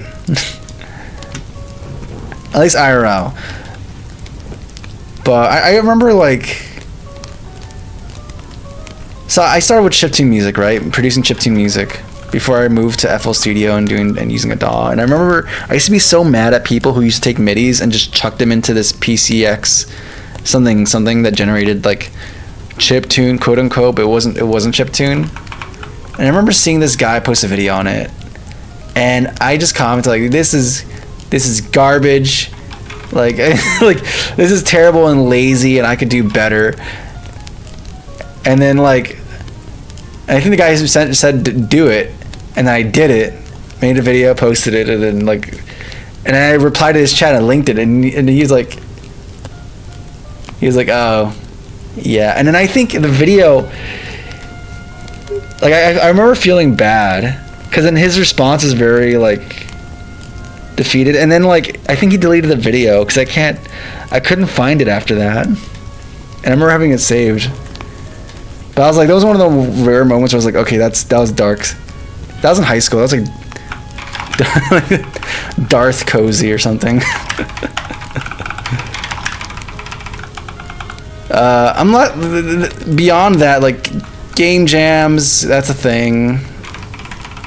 Not really that try hard there, but music competitions are very much a try hard thing for me.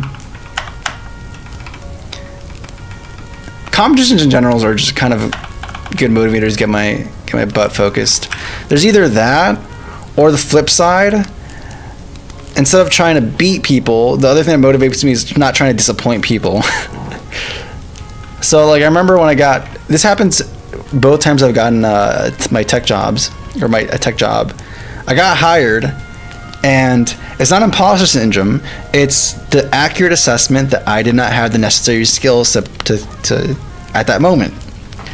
And for both jobs, I don't want to disappoint the people, right? You know, so, or, you know, my family or whatever. So it's like, okay,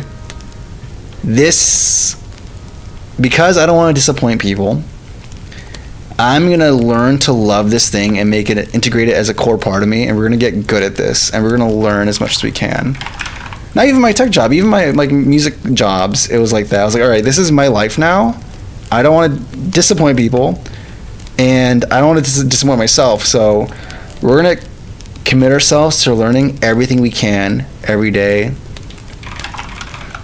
Like even when I had my retail music job, like I started before going to work, I'd be doing research about equipment and different concepts for mixing and audio processing and stuff like that. Just like to talk a bit more intelligibly about it and give better recommendations and stuff like that. It's also different because it's a sales environment, but you get the idea. I think as far as my personal psyche, that's how I operate. People might have different motivators, but I think the two things, it can boil down to like achieving and like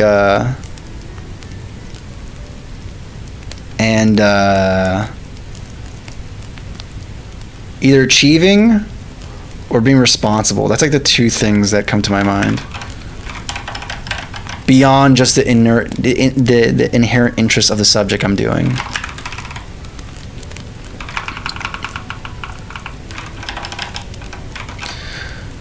So,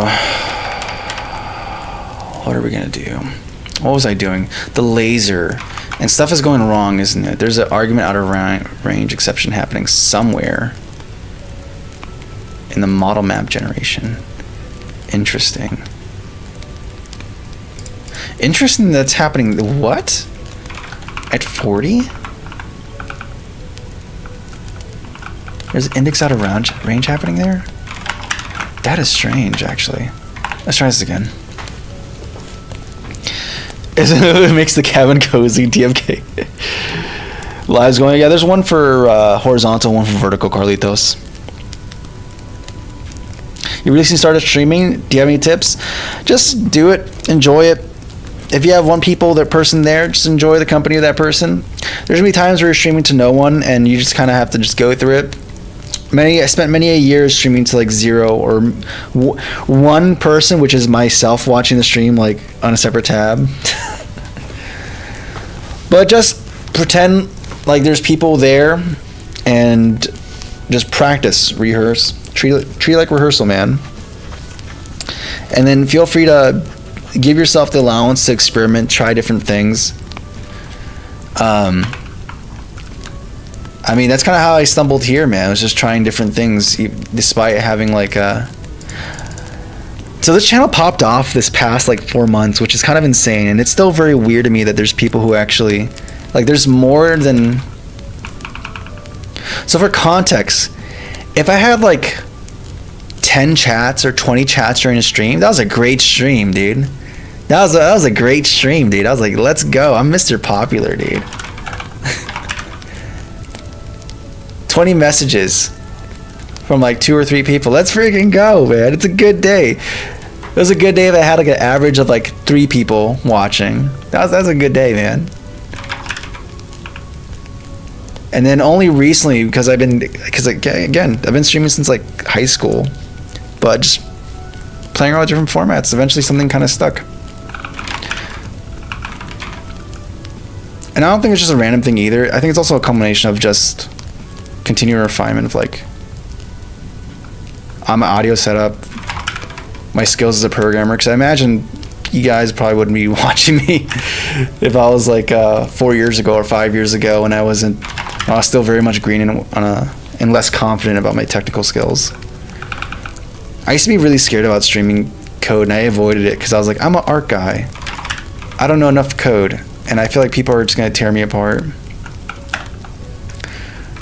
Nowadays, I'm like, I feel confident enough, I feel secure enough in my abilities, and I have my own opinions that I'm willing to defend if challenged upon it, as far as code and stuff is concerned. And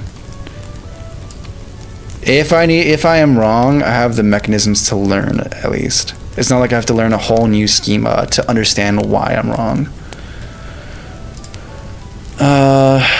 Yeah, we're still getting an argument out of range exception, which is very odd. Which means it's kind of indicating there's something critically wrong here. Something very, very wrong.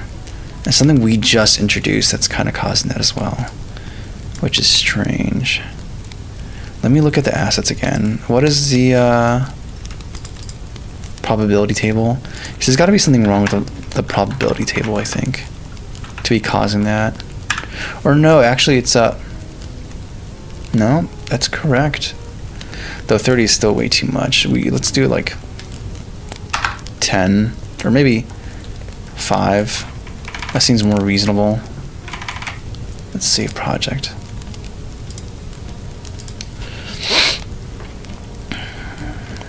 Destor win? I don't know, man. I feel odd about showing how the sauce is made. Also, I just kind of keep a bit more privacy as far as my like setup, my as far as my home is concerned. I don't know, maybe we'll do it someday. I'll just have a bunch of black bars censoring like 80% of the video. Man. What's going on, Lucy?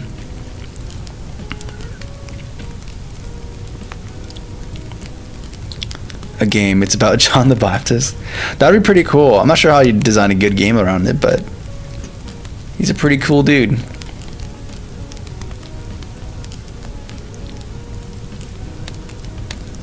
My order logic homework. Let's go, dude. Love from Iceland. Thank you, man. Thank you, Saimi. I'm trying to see if I can get this working. Oh, it's working now. Kind of. There's still things going wrong here, though. There's a lot of things going wrong here. So we're still having this value out of range exception going on. And this is very weird.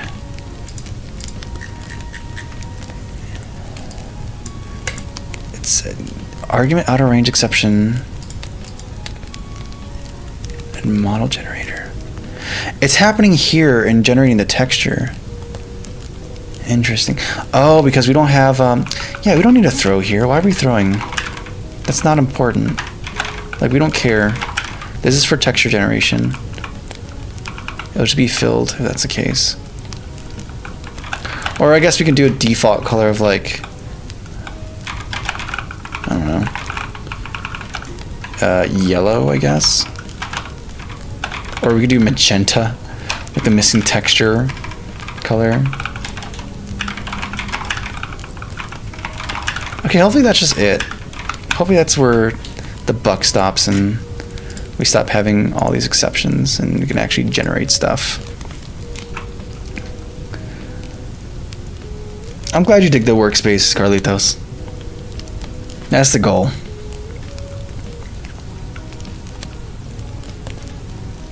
Thanks, Monkey Man. I appreciate it, man.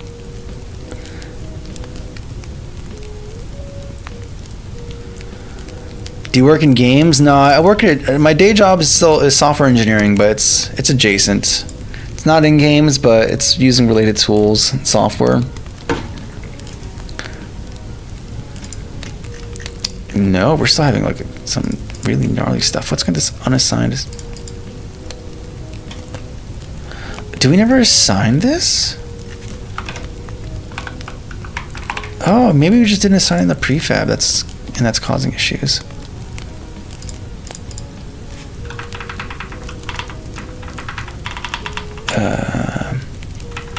Gameplay, game board. No, actually, I can't go back through. I hate this so much. Is it gonna be? It's gonna be entities, and it's gonna be in laser. It's gonna be in resources, and it's gonna be in this prefab. And it's a matter of just assigning the stuff. Yeah, there we go. That's easy. I don't know how this got lost. We're just gonna save project to be ultra safe. Okay, let's try this again. How you been? My phone messed up. Oh, you're all good, Lucy. I appreciate you popping in. Or popping in again. I saw you earlier.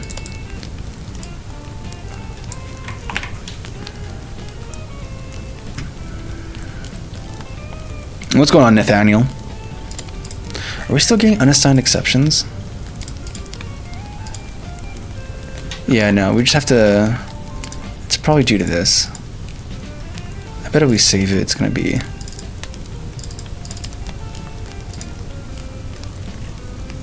Yeah, no, you're supposed to be assigned.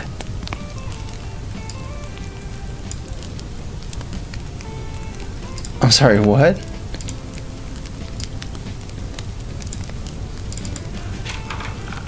This is a game object. Game object, game object, game object. What? What are you talking about?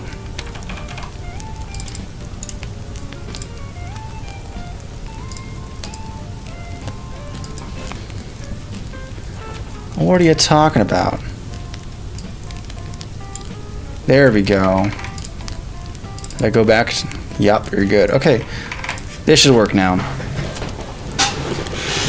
This should work. Still getting null references. That's very strange. And it's because this object is null, which means that this is getting a null object. So we're going to do this. We're going to assert not null for a new view object.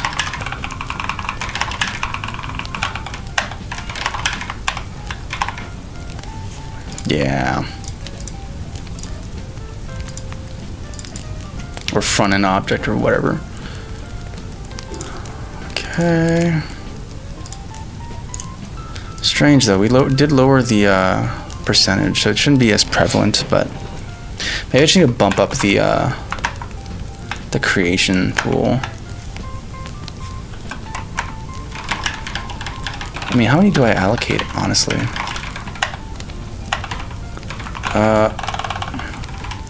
Where do we build the pools? Okay, so we have laser. We only allocate 10. Okay, let's allocate like 20 or 30. Yeah, why not? It's not a big deal. And then maybe we'll model these today. Just something simple and cheap. Something simple.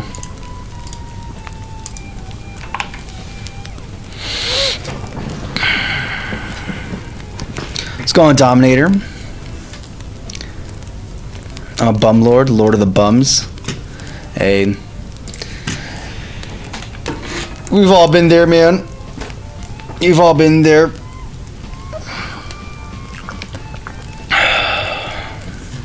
I've been watching I haven't watched Office Space recently, but I've been seeing clips on YouTube. I'm not gonna lie, man. Actually, I'm gonna hold my opinion. I'm gonna hold. This is a whoa.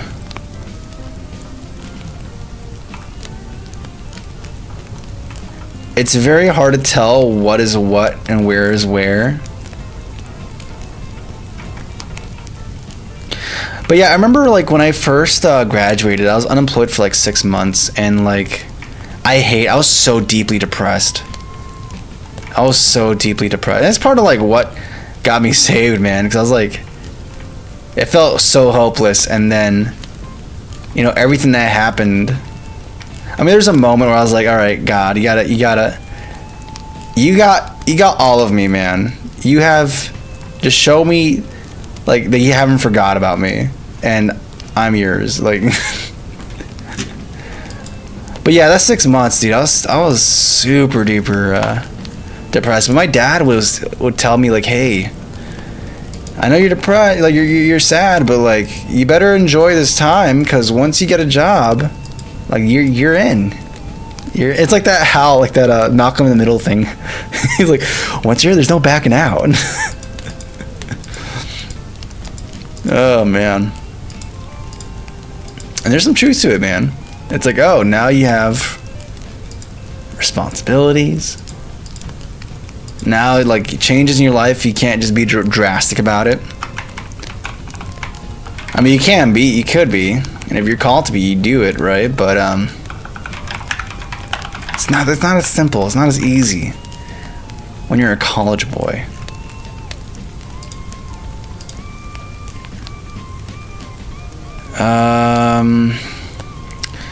Yeah, we're gonna modify this prefab again, because I can't seem to get it right.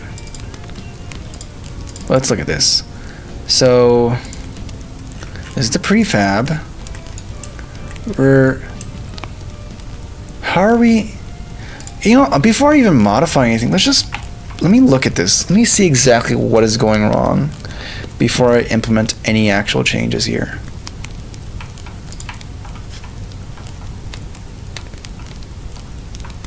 Okay, we're gonna pause there.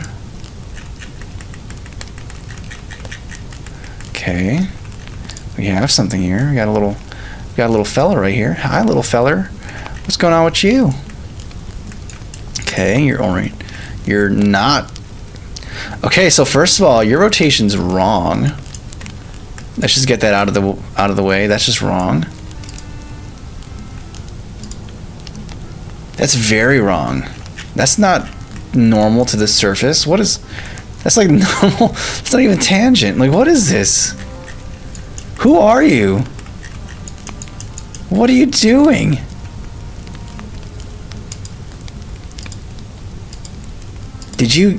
Okay, I think we should fix this problem first before we tackle anything else here. But I'm assuming that part of the issue is that this is just facing backwards because the Z is forward. It's facing towards the thing. I'm but 99% sure that's like what's going on here. Except for the fact where I'm not, because it seems like this is where's that quad? Yeah, the quad is just wrong. The quad is just, oh, but we're doing look rotation. We're doing look rotation. Okay. Which means that the forward vector should actually be the Y. No, we do that though. We do that. Okay, do we have to swap the look rotation? Okay, we're onto something here. We're onto something.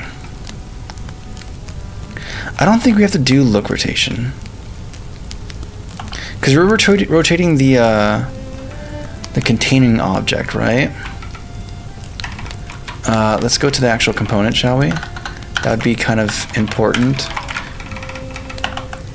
So we're update, we have current angle, we're doing transform location. Yes, we're rotating the containing object, not the individual elements. So I don't actually have to, I mean, I actually know, because we have to, the end thing has to be positioned correctly. So that is something else, though. That is something else.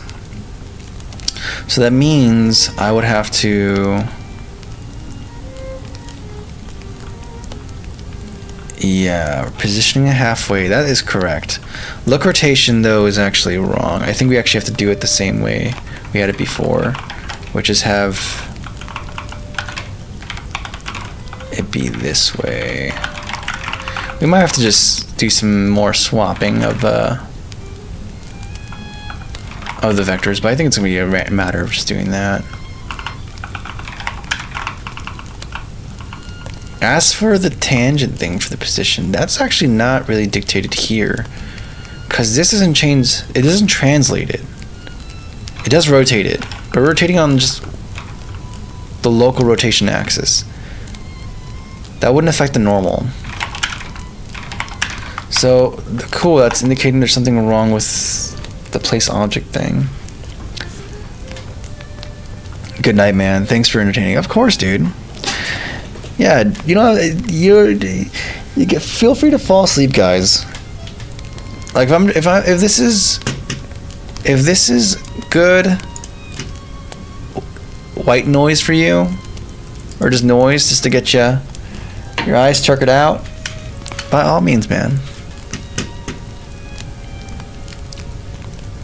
Take a vodka every line of code. That's how I'm gonna end up in the grave. Okay, that's how you end up 6 feet under, dude.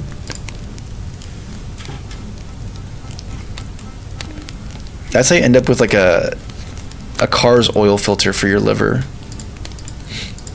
or as a replacement for your liver. Okay, something's hitting. I'm getting knocked around.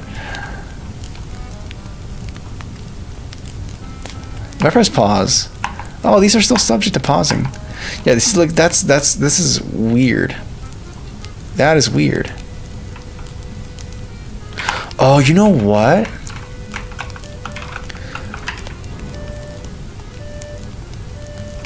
Is this what I? Yeah. Okay, so this is. We do have to translate this, but we don't have to rotate it. That's the issue here. The laser doesn't have to be rotated because it's already correct in local space, and we're rotating everything within local space. So that's actually fine. The only thing we need to translate is the position, which is going to be, and then scale it as well. So we can get rid of the rotation we're doing, because I had a different idea in mind for how we're gonna handle the movement of objects, but I think just keeping it in local space is actually fine. And then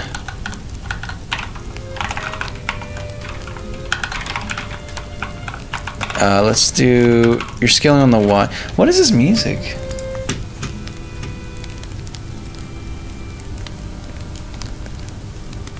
Huh. Okay. I mean, I'm not complaining. Any developers in chat? I mean, there's a developer on the stream. What's going on, Stardust? TMK, fall asleep, watch. Just watch time maximum sleep. Yeah, we'll know hit it. Yeah, we're watch time maxing. Oh, that's hilarious. I don't even think. Actually, no. I think one day I was like, because there's a crazy stream where we just had like 100,000 something views. And I was like, that was kind of insane. What's happening with the algorithm? But then it kind of clicked. I was like, oh, maybe people are just falling asleep and leaving it on.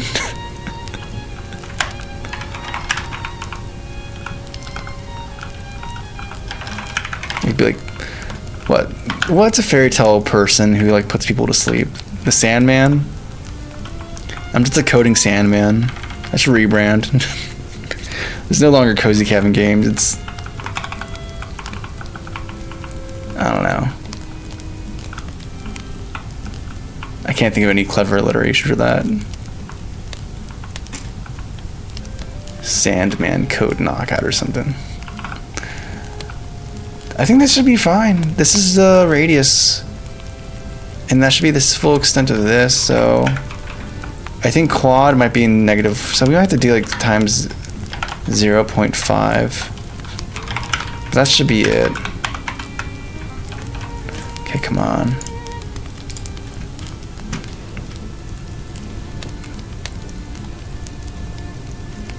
I once did fall asleep. That's good, man. I'm happy to hear that. That's just like a win-win, man. Okay. This looks good. This looks promising. Okay, and 0.5 was actually bad. It actually has to be just straight up. But this is looking promising. We have lasers of varying sizes. And then we have to make them actually damage the player, so that's another thing we need to do. But hey!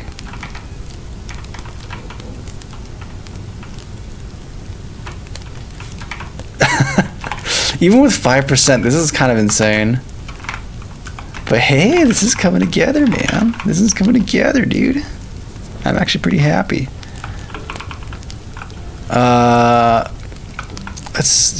What do we do? Do we animate the lasers? Well, first of all, we're gonna make this be back to just radius. Get rid of this. We're not doing look rotation for that. A different time, different place. We would have done that.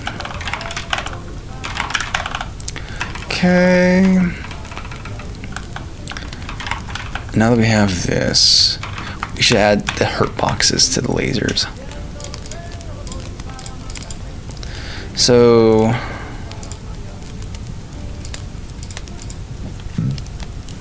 I'm gonna make these guys bigger. They're not intimidating enough.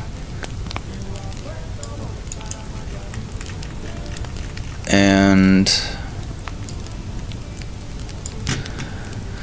we're gonna add, you have a sphere collider already, so we can actually just supply a enemy tag, and that should be good enough. No, enemy tag. This is cool. This is cool. But I want to put something else on. I want to go back to the Maple Story game music, because that game's been, it's on my brain. That's not it. This one. Okay. Tagged as hazard. You're going to be a hazard as well. You're going to have a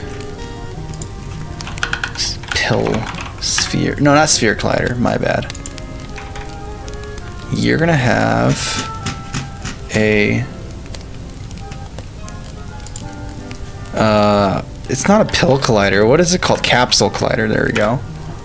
A capsule collider.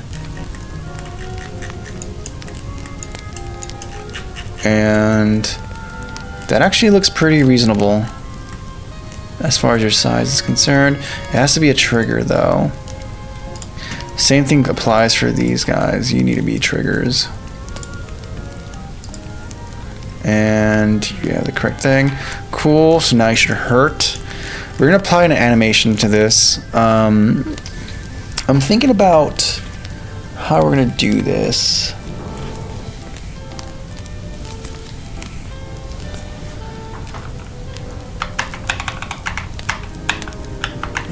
I guess we should try it. Yeah, or do we just do it all at once? Make it good from the get-go. And you're stretched upon what axes? The y-axis. The y's should be longer. Canvas size. We'll do 64 by 32.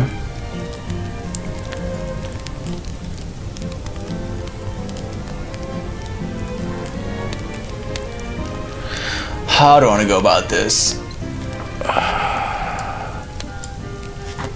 Because it needs to tile dynamically based off of scale as well. And it's going to be an animated sprite sheet. So it has to loop seamlessly as well. Tile both axes. What am I doing? I have a tablet, for crying out loud. Oh my goodness. Okay, a little bit lower.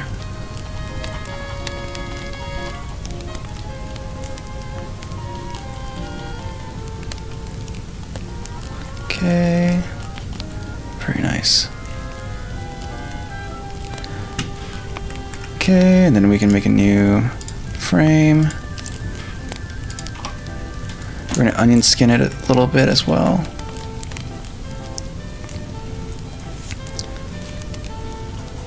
And then we're going to go off phase.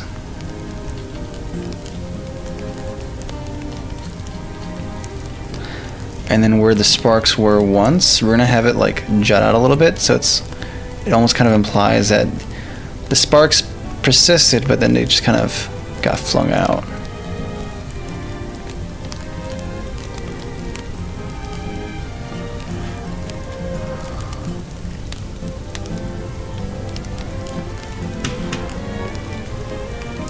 And maybe another one. And we're going to do layers to it as well, but I think we can start with the general shape and form.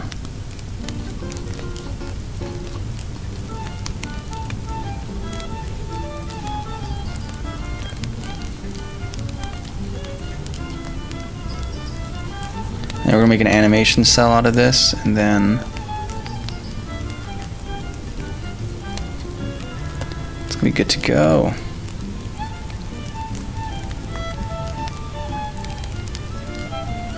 Looks like cheese. Like that Cheese Whiz. Like someone just grabbed a can of it and just like started spraying.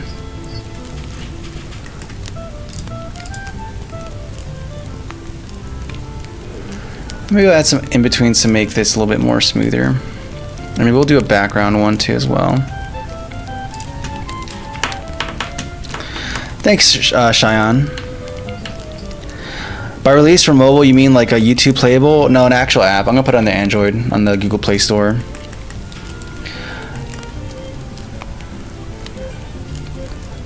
Oh, you can find me on Cozy Cabin Games. I need to make a tag. I need to make a command on with Nightbot. But yeah, you can find all my socials there for X, Newgrounds, or not Newgrounds, but X, Instagram, stuff like that. I need to post more on socials. I've been so bad with it.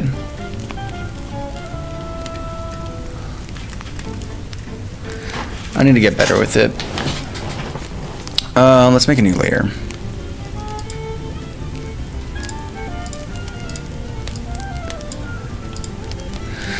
Yeah, it's like I want to have a good relationship with. There's no such thing as a good relationship with social media. I'm trying to have a healthier exposure to it, right? And the thing is, when I start posting on socials, I start getting like this dopamine thing, and I hate it. Because you're just like checking to see like, did someone like it? Did someone? You get what I'm saying? Like, I don't like who I become when I start posting to socials and being active there. So I kind of just neglect it. And it's also just time and energy that's not game development. Like, in an ideal world, I'd have some manager or something, or not a manager, a team or something, or just someone. It's like I can just pawn off the. It's like the Palantir. Not the company, like the original Lord of the Rings thing. It's like this thing that is just bad for you to interact with. I just need to have someone who can be my Denethor. I don't know. But then I'm like too much of a control freak as well to just give someone access to this. I don't know what I want. Either I do it or I don't. Who knows?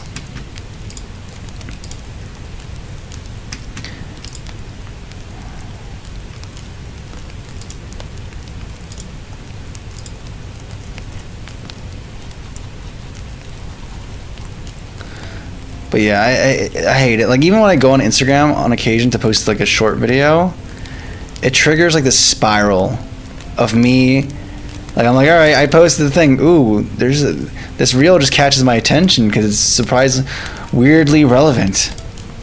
And another thing catches my attention, and then another one, and then another one, and without realizing it, it's like 15 minutes have gone by, 30 minutes have gone by. I've long since finished using the toilet. And yet here we are. It's not great. It's not great. I don't like it.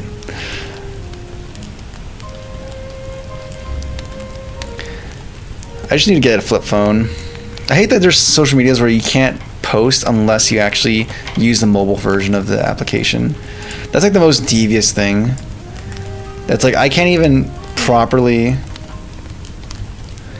utilize the full faculties of this thing without having to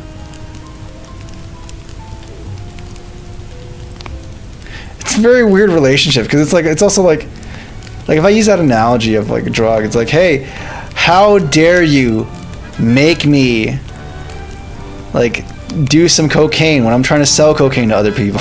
Like, because that's what shorts are. Like I don't know. Sometimes I justify it as like, hey, but it's informative content and it's like low stimulation, but at the same time, it's like I'm still it feels like I'm enabling them. So I don't know. Maybe I'm actually just Walter White, but of social media. No, that's too. That's too much of a compliment. He made something that was just super duper addicting. I don't think I do that. Nor that I want to.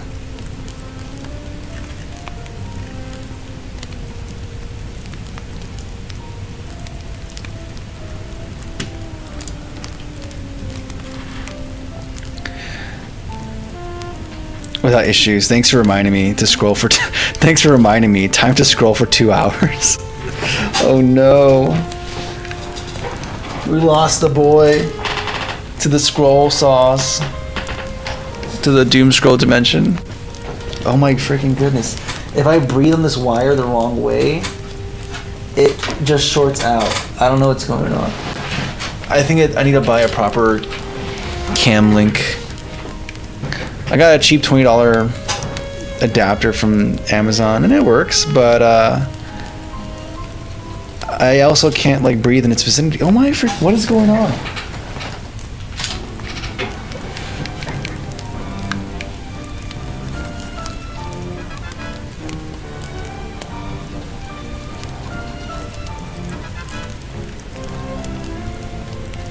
Okay, let's see this.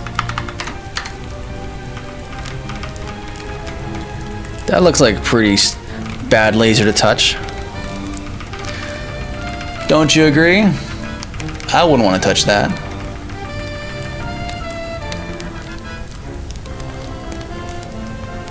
No, but there's a shape right here that doesn't quite... I don't like that shape. There's a shape that doesn't quite... Or maybe I'm just being... Maybe I'm just being picky. Whatever.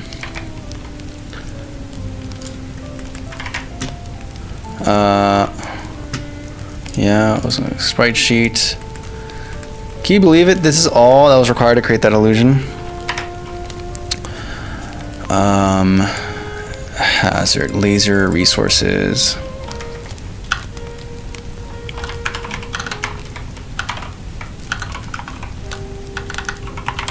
It's not really a laser. It's like a spark. It's like an open. It's gonna open a, I don't know, it's like a line transformer got broken or something. And the question is how we're gonna do this. I can add a CC sprite renderer to this, and that's gonna partially work. But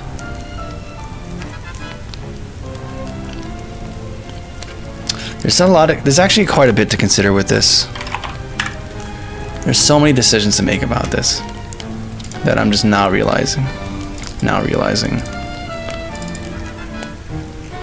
Yeah, we don't need... Did I save this in the wrong place?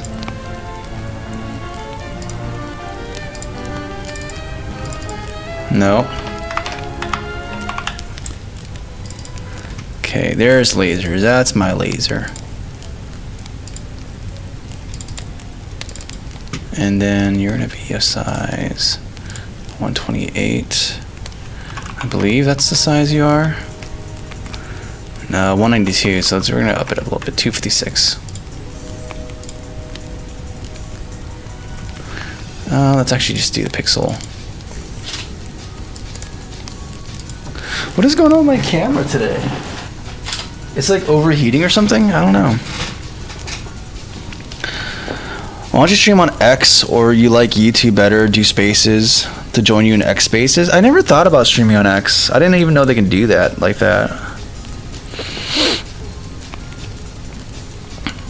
I'd give it a try. I could try Restream.io again and stream to both. I just don't like to have to like moderate across multiple platforms. And by me, I mean like, I don't know. I don't want to put more burdens on. I appreciate you guys in chat, Zero and Terrell for modding. Yeah, I didn't know you could stream on X either, man. I didn't know you could stream on X. That's a new thing I'm learning now. So maybe we just do that, dude. Expand the kingdom.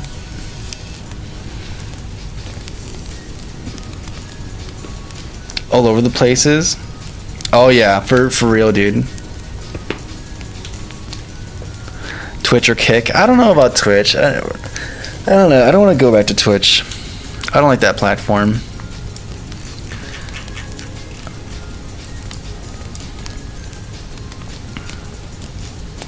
And Kick is a little odd. I don't know much about it, but I don't know.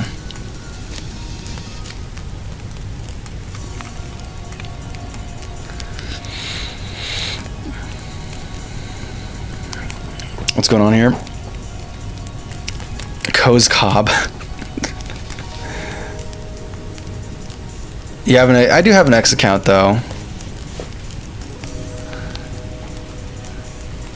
Oh, I gotcha. Okay, so we have the laser. We have a CC. Did I add the CC sprite renderer? Yes, we did. We have this CC sprite renderer. I added it to the wrong game object, didn't I? Yeah, I added it to the end. That's not what I want.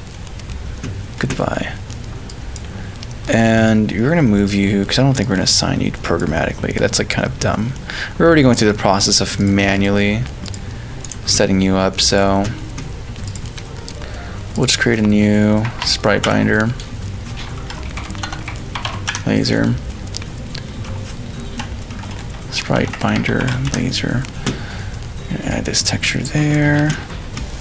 Cell count 3, 1, frame count 3, speed, like, I don't know, 12 or 10 or something.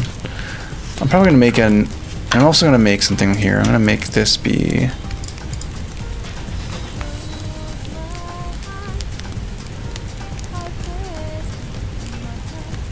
here we go. Random start index, yeah, that'd be ideal.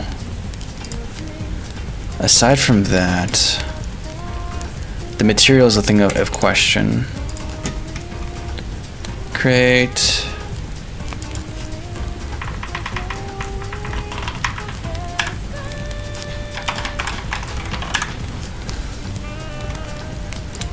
I think we're just gonna go simple unlit. transparent cutout. Yeah, that should hopefully be just good enough. That should be just good enough for me. And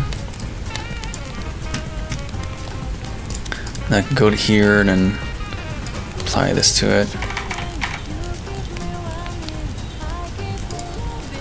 Let's see if this is even aligned and then go from there. How do you stay away from the addiction of scrolling, man? I suck at my screen time. It's like 8 and 9 hours shorts, reels. Oh, dude, don't go to me for that. I suck at it too. I'm trying to get better at it. There's mechanisms I'm going through. Hey, this is actually not terrible. This is actually not...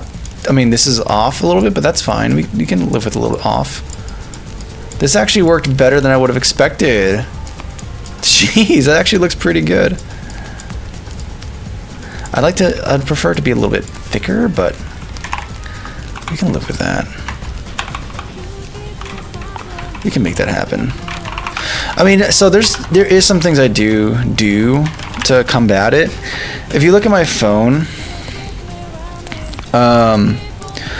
you'll notice that this is not the normal Android screen. It's this minimal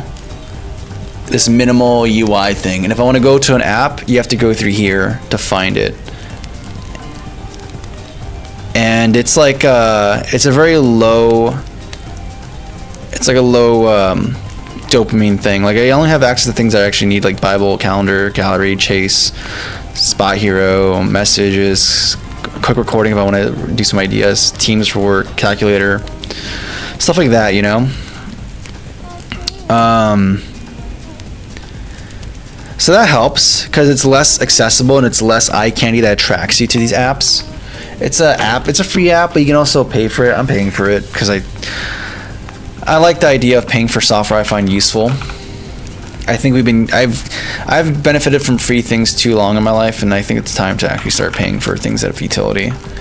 But that aside, though, so that's helpful. You can do timers as well. This has a timer on it per app, so you can set a lot of time you want to work with it. Another thing I like doing, I'm bad with it, but I used to be really good with it, is that when I enter a room and I'm going to do stuff, I throw my phone. Like there's a place in the room that's far away from where I normally occupy, so that I don't regularly use it.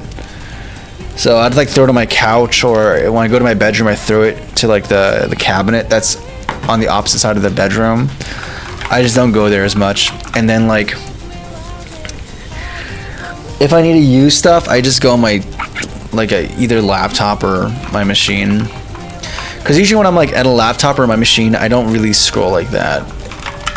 Because my work stuff is just so much more prominent there. I'm also trying to turn my phone into a workstation. Like I have a terminal emulator, a Termux, that I can do some like terminal stuff on there, but it's not set up properly. So, and I mean, part of it's also just streaming. Like streaming, I get to streaming is like saying, hey, I'm gonna be locked in for the next couple hours, and I'm not gonna be checking my phone because I have to be on, and that's surprisingly kind of helpful. That just keeps you from like doom scrolling. So it's very beneficial for me. Okay, let's start this again. With phone root time, yeah. You can also do what my friend did. Someone I know, he actually switched to using a flip phone. I've been wanting to do that as well for a while, but I just haven't. He still keeps his smartphone, but he puts his smartphone in his backpack, and he almost treats it like a laptop. So flip phone for just like calls and you know, MP3 play. He has like downloads his MP3s on there as well. So no YouTube, you just listen to the MP3s you have downloaded. That's cool. And if you need something more involved, like maps or something else, you just pull it out of your backpack and treat it like a laptop. And then when you're done, you just put it back.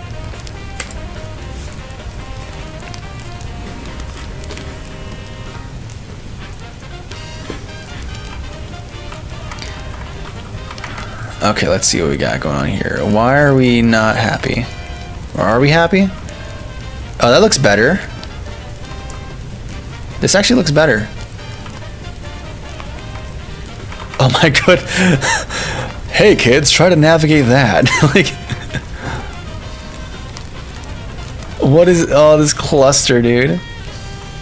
Whatever the percentage is, it's too dang high, man. It's too dang high, man.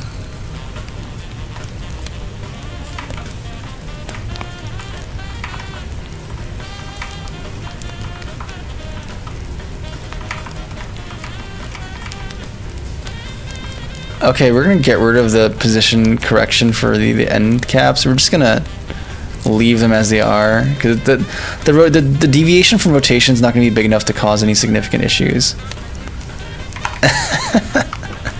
So I'm just gonna do that. I'm just gonna get rid of this. Smart kind of idea, but not quite right.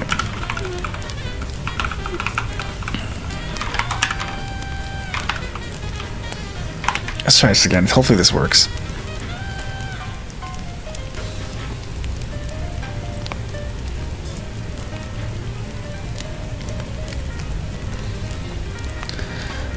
Old school flip phone, yeah, Terrell, yeah, same boat. Or for the terminal solution, the black brick phone, no screen. Yeah, that there's like that. I forgot what it's called, but it's like a phone that's I forgot what it's called. I was looking at them for a while.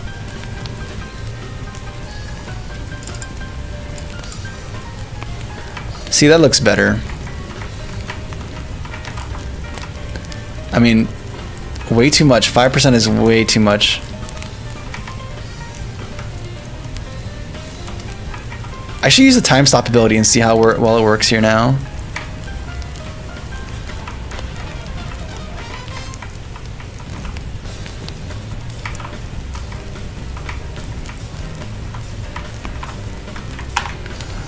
Okay, this is actually coming together though. It's starting to feel more like a game. Let's lower down the probabilities first of all, and then let's integrate the speed offset to this. Times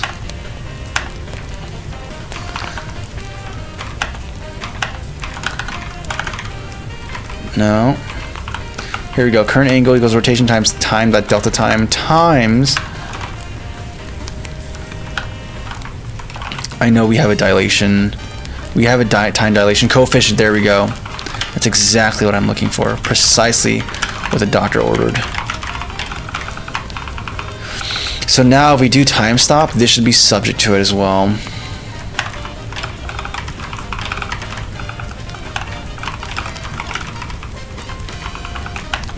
Honestly, this doesn't even have to happen every single frame. This could happen just once at the top, but we'll see from there.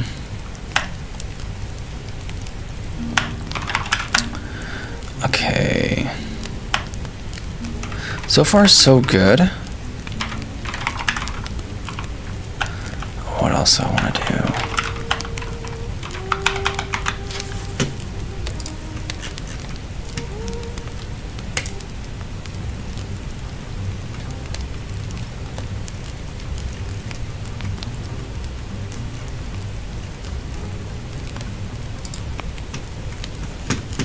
Okay, let me go to the P values. I don't know what's going on with my camera. Is it overheating? Is that what's happening? It's just overheating? I don't know. Hopefully it's not the case. So 5% is still way too dang high. Let's do like 1%.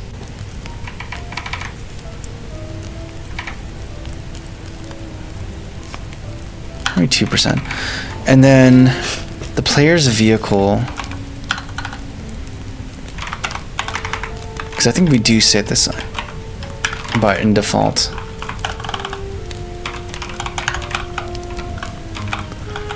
Yeah, default. Instead of dash, we're gonna do time stop.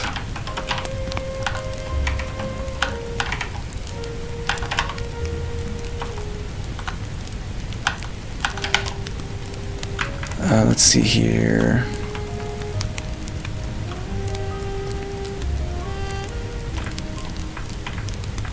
Are you here somewhere? I know you're here somewhere. What?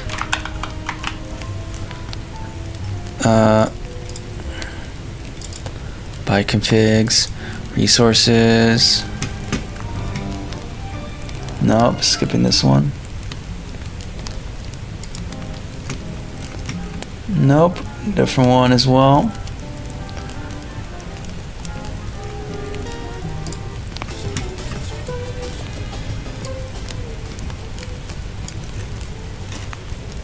I'm gonna just pass some silence in the background real quick. Okay, where is the time stop ability? I know you're here somewhere. Get out. Get out. Time stop, there we go. Yeah, I hate so much of how this is organized. But we'll deal with that later. Okay, now we have the time stop ability instead. And if I were to go to resources and go to time stop, stops time, dude, and it price is like whatever, and it's time stop. Cooldown is like 1 second. Like, yeah, for debugging purposes, it's fine.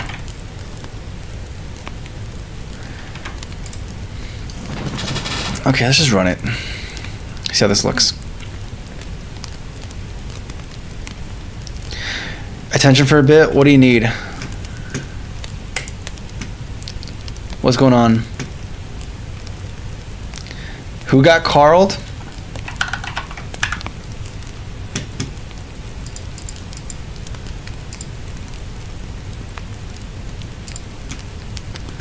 What happened? Let me go to Carl.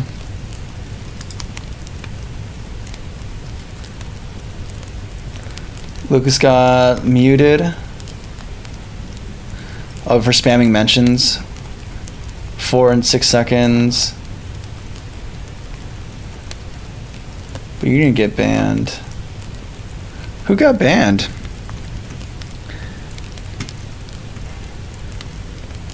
One second. It's not Carl. It's something else. It's Dinobot probably. Maybe for spamming too many Dr. NOC. Yep. Revoke ban. You're unbanned. Come back. We got you. And I don't have any logs for this. But I'm probably going to just get rid of Dinobot. Or at least I need to do something with Dinobot.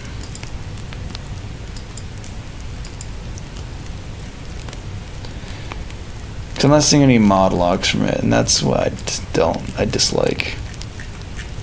Yeah, Carlbot didn't do. Oh no. Yeah, no. Carlbot didn't do nothing.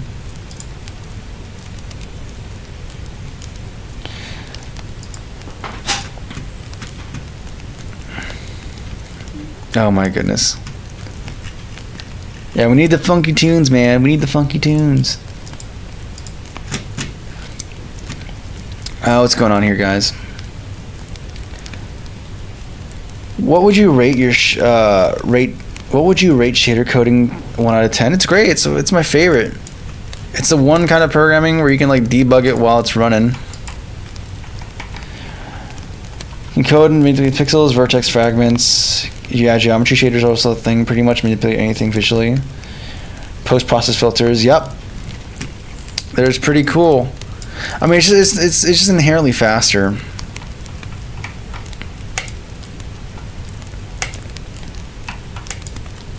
Time slowed down. Yeah, you see how time stops for a second? I should have the time dilation coefficient be added to all the shaders as well.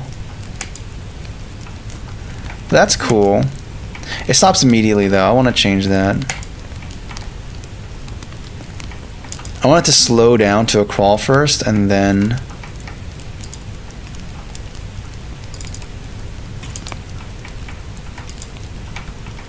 that's nice. My system works as intended.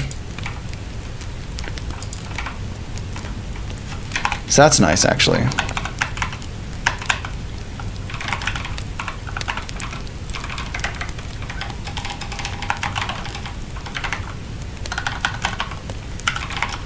Let me modify this a little bit though, because things are happening a little too quick.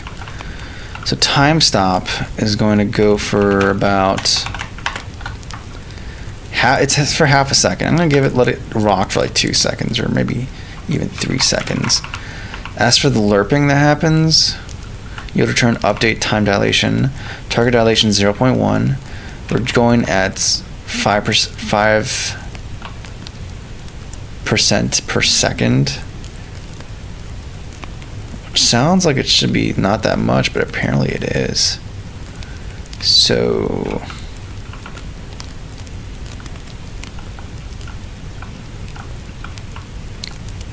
yeah, I guess it's not.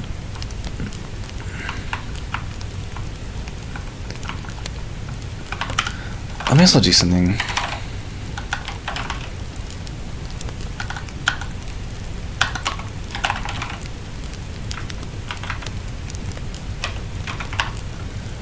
Like I said, to what? 0.1. Like I said, it's 1. And the group I'm modifying is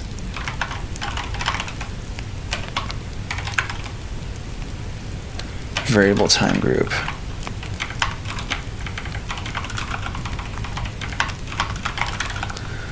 Okay, I just want to make sure we're starting from the right place before modifying this. So we start from 1, we do our transitions to here, mod back, and make sure we're back at 100%.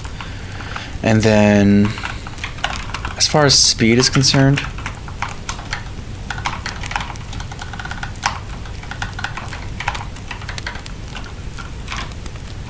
we did 2.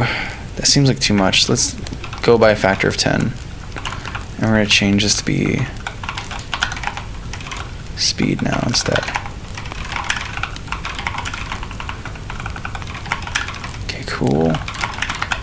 Let's try this again.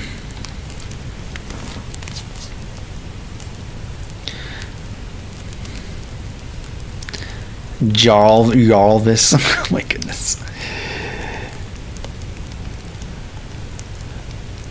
Are the parallax and the map's backgrounds final or placeholder? They're placeholders right now. They're placeholders. I wrote some shader variants to enable me to do more bespoke stuff. The mapping to the UV mapping to a 3D surface with a control map is kind of finagly, so I might just skip it entirely and just have like just make everything be hand drawn, bespoke, just for that better look. Okay, so we're going to use his ability again. Where's the next?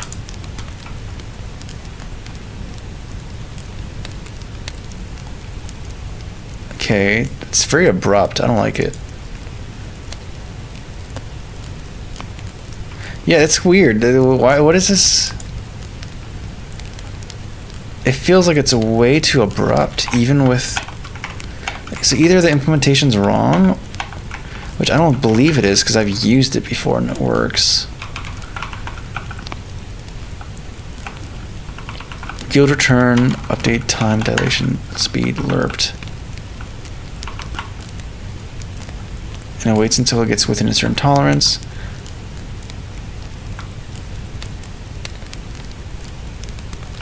And if it's paused, we also account for that too. Wow.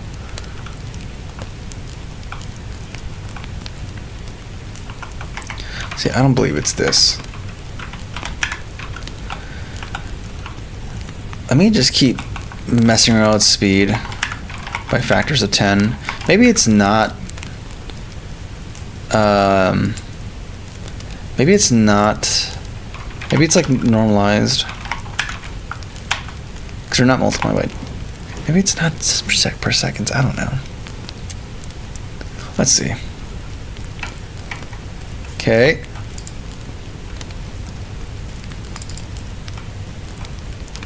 There we go. That feels much more smoother. That feels like actual 5% per second. Nice. Now we should have screen space effects to mimic this, but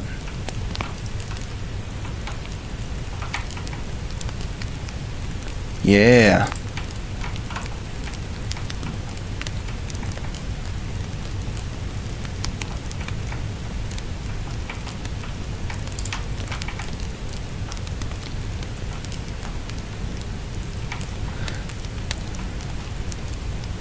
I'm gonna have to modify this shader because I want it to be mapped differently. I'm gonna have to provide like some kind of, or use the matrix they have in there to do some stuff.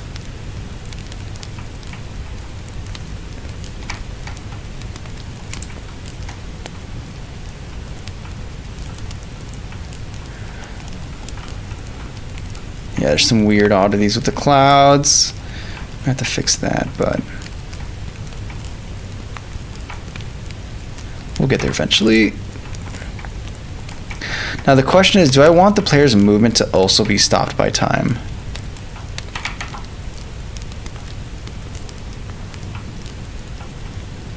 That's the real question. Do we want to stop the players?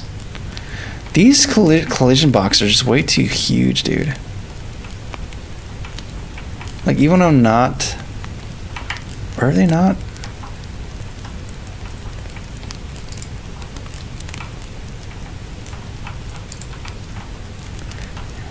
I feel like I'm like losing control.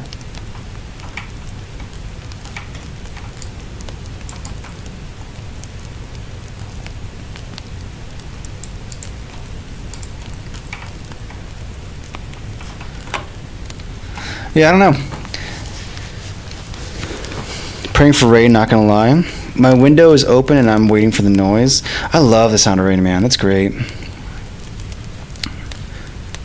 Rain is fantastic. Alright. I need to think. There's some thinking to be done. Is there a little bit that's peeking off? I need to make this bigger. I can't. Some of it's naked up there. Also, what's that? Wait. Oh, that's from the cones. I was like, what is that effect that's happening there? That's like the hologram from the cones. Yeah.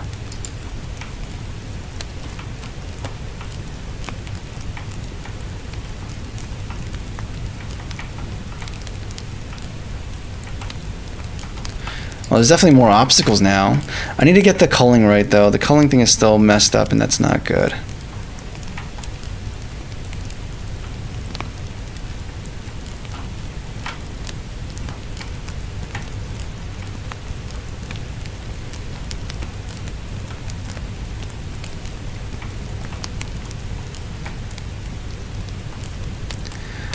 Yeah, with music, that's I need to make some custom sound effects for these guys, or maybe I don't. That might be too noisy. Yeah, 2% spawn rate is way too much, man. There might be a level where it's worth doing that, but for this, nah.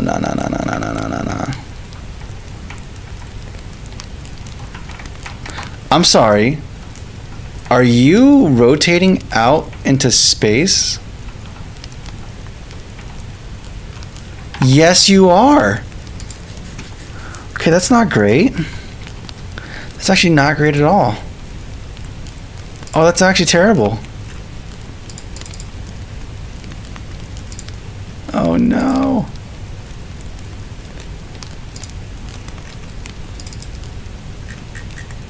Are you the culprit? No, but you're a culprit, not the culprit. But still very much wrong. Yeah, this is the tangent thing we were talking about, how this is not tangent. Yeah, that's not tangent, dog. That's not positioned correctly. You're positioned correctly. That's how what tangent looks like. That's not what tangent looks like. Who told you this is what tangent looks like? Who gave you permission to be this way? Not me, that's for sure.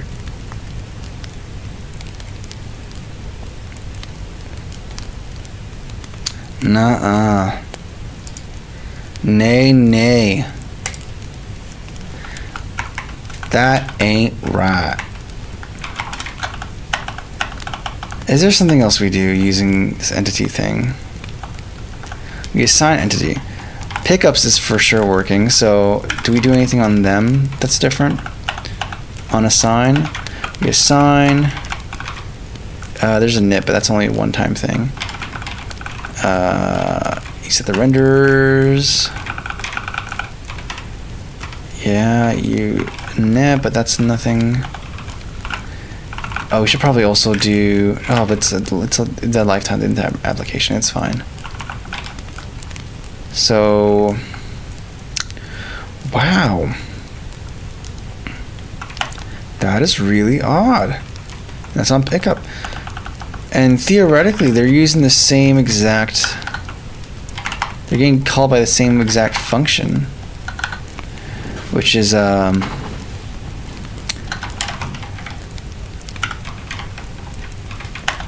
it's going to be in entity creation, I believe. Yeah, place object on board. So this is going to happen. So what's different about this object compared to everyone else for this weird discrepancy to happen?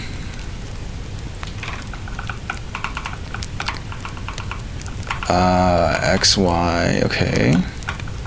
Is there something wrong with the X and Y coordinate, potentially? No, because it's spawning in the correct locations, it seems like.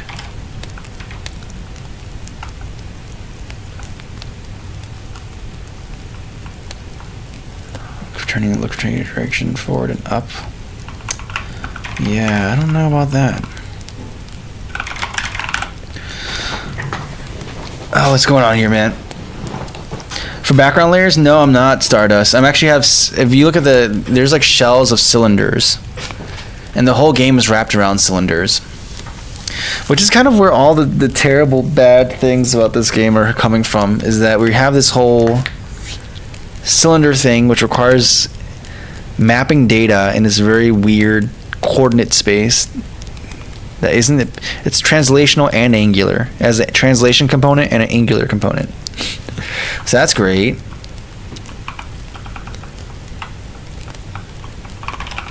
And yeah, there's a lot of weird stuff that's emerged from this. So, like, honestly, if we did like a 2D game, this game would have been done way faster. But because I decided to be Mr. Cool and wrap the game on 3D cylinder, it's day 27. And we're out here fighting for our lives. Fighting for our lives, man. I'm gonna have to do a music stream next. I think next stream I'll do a music stream, or maybe tomorrow I'll do a music stream. I need to get some more life in this game.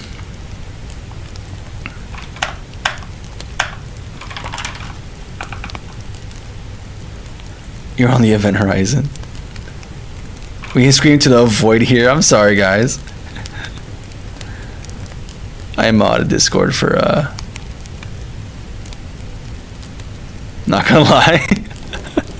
That's kind of hilarious, dude. That's kind of hilarious, I'm not gonna lie, man.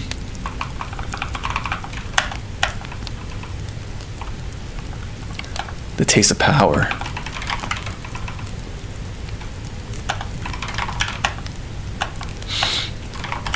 Yeah. Thank you, Zero and Terrell, as well, for modding, guys. You know, there's places in life that shouldn't be an echo chamber, but at least here, when it comes to certain stuff like AI, I'm glad you guys kind of just keep things clean and chill and not divisive, and I can just focus on work. It's been great, man. I appreciate it, guys. My mental well-being while streaming has improved very much since you guys have kind of took over and helped.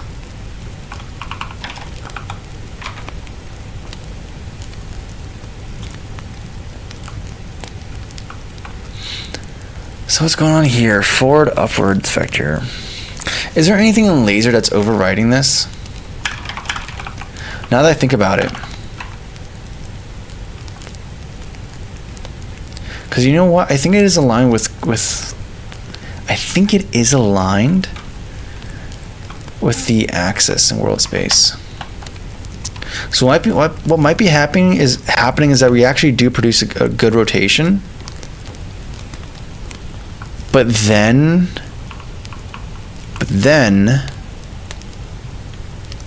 we mutate it, we overwrite it with this.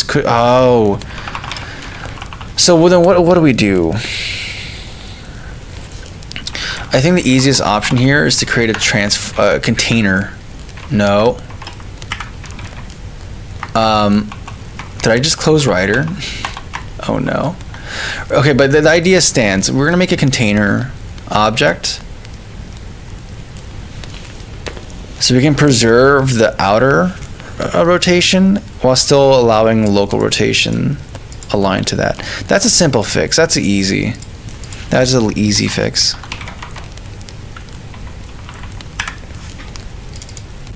Let's open up Rider though. Come on, Rider. Open up, buddy. I believe in you. I believe in you. And she said it. Yeah, I know. I felt bad when I said it. It's okay. We're done. We're good. Your chicken sandwich? That's tragic, man. I'm hungry, man.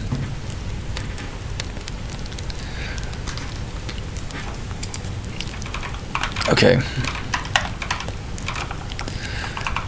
Angle. So we need to have one. We can. You don't even have to do this, but yeah, why not? Just keep things simple.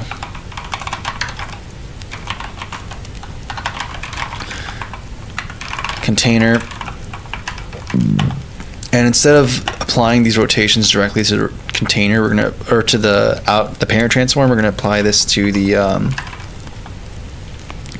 we're gonna apply this to the container transform.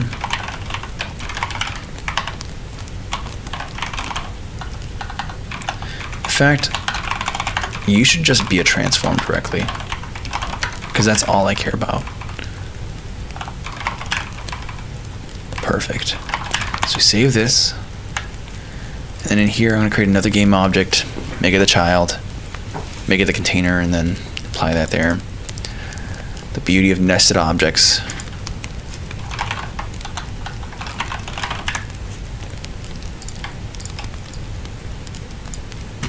Okay. And then we have to apply this, because now we have this new field. And I think that should hopefully fix all of our woes in life. I'm hoping. I'm just hoping I'm going to be happy. Let's see. Am I going to be happy with these results? Let me make sure I'm actually compiling the correct thing too. I know I am. I think I am. HAPPY.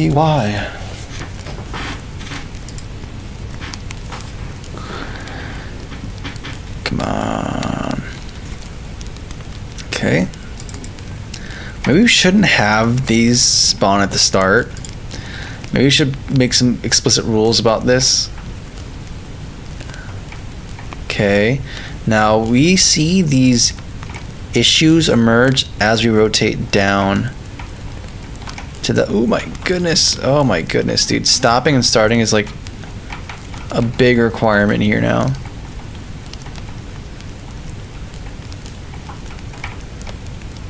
So as we go further down, normally before we would have seen more error propagate, but we are not seeing that same error here. Things seem to be rotating as they are meant to be. Oh, joyous day.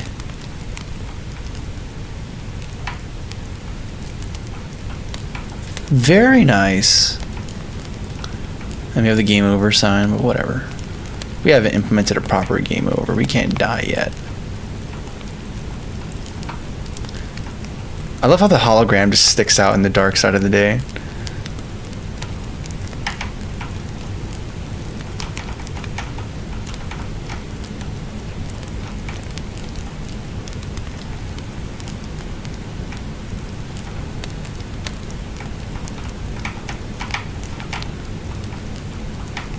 This is coming together. Now you have to actually make them look cool. They seem too big, to be honest. And you have to make the gunships now. Oh my goodness. The culling thing is a problem with these, man. I might have to increase the culling range even beyond the camera a bit. Just so like these things that are far off can still be caught.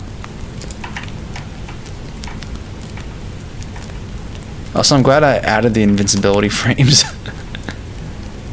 Makes the game way more doable.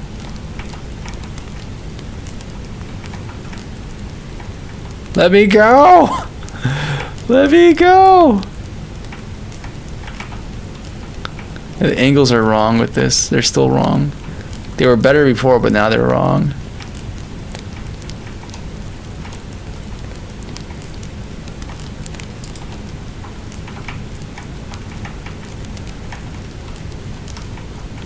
Yeah, we're gonna make a screen space post-processing thing. That's it for this effect. That's easy. That's an easy thing to do.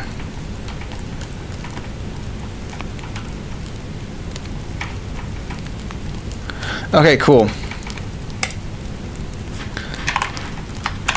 Let me modify the percentages again, because it still feels way too prominent. And I'm glad I made these floats, because geez Louise, we're gonna have to go low here. Like, let's do the 0.2. That seems reasonable to me.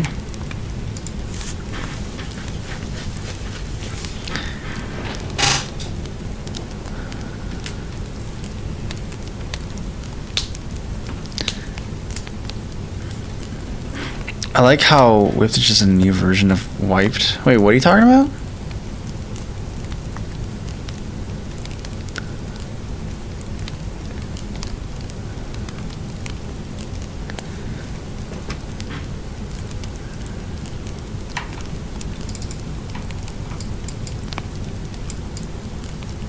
Okay, let's see if this probability is better now. Okay, some still appear. But it's not as crazy as it was. Okay, you can deal with that. You can deal with that. This is still quite a lot, honestly. It almost makes me question if my probability table code is correct.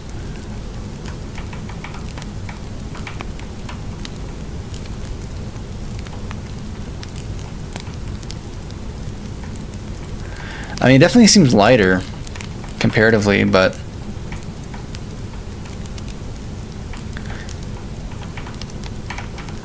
they feel like very much, it's like they're super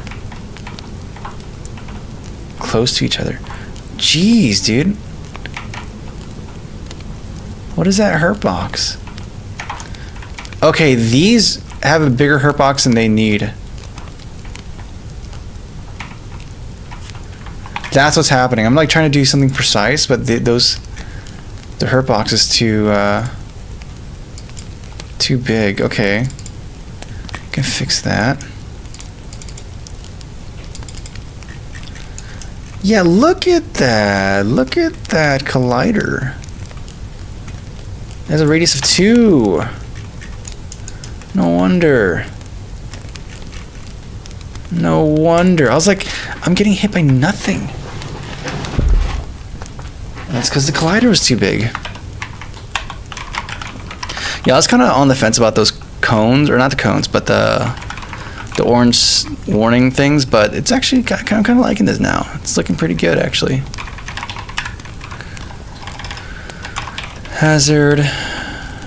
No, that's a shader. I want to go to hazard, the actual class, and then where do we set the radius?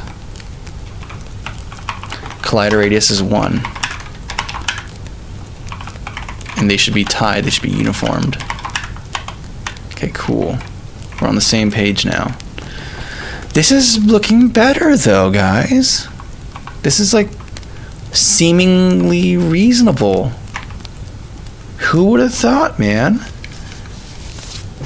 This is starting to look reasonable. Let me actually save this.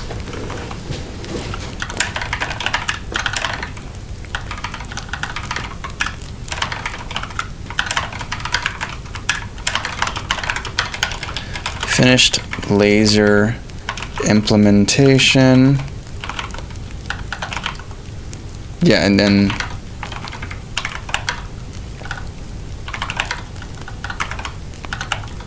or entity table or entity organization. Of course, missing an M.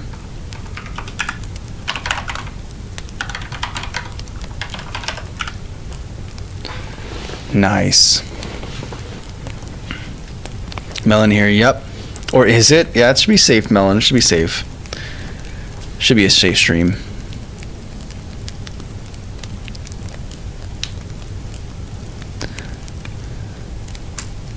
What's going on?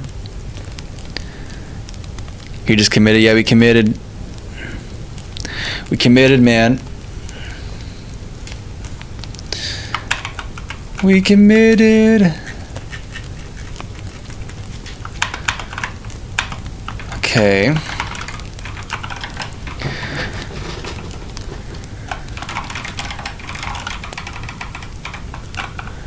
Just some fire. East-west. Or east to west. It's a game I'm working on. Matt. Okay. What did we get done? I also wanted to get to fix the chunk stuff because it's just not working the way I want it to. This stuff feels like it's so much more low res than it should be in the actual game. It feels like it's very strange. But yeah, chunk manager. I'm gonna change this at some point.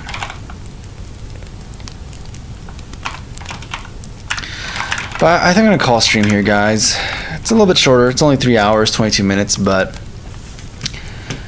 you know, I don't want to burn myself out. I have to do some work early in the morning, so yeah, I think we're gonna call it here for now. But yeah, thank you guys for watching. Glad to have you guys here, and hope you enjoyed. And as always, God bless. And until next time, stay cozy.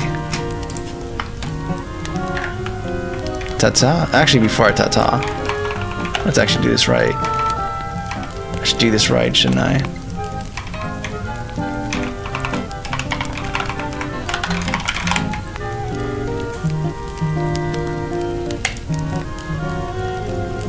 Alright, for real now. Ta-ta, y'all. Have a good one.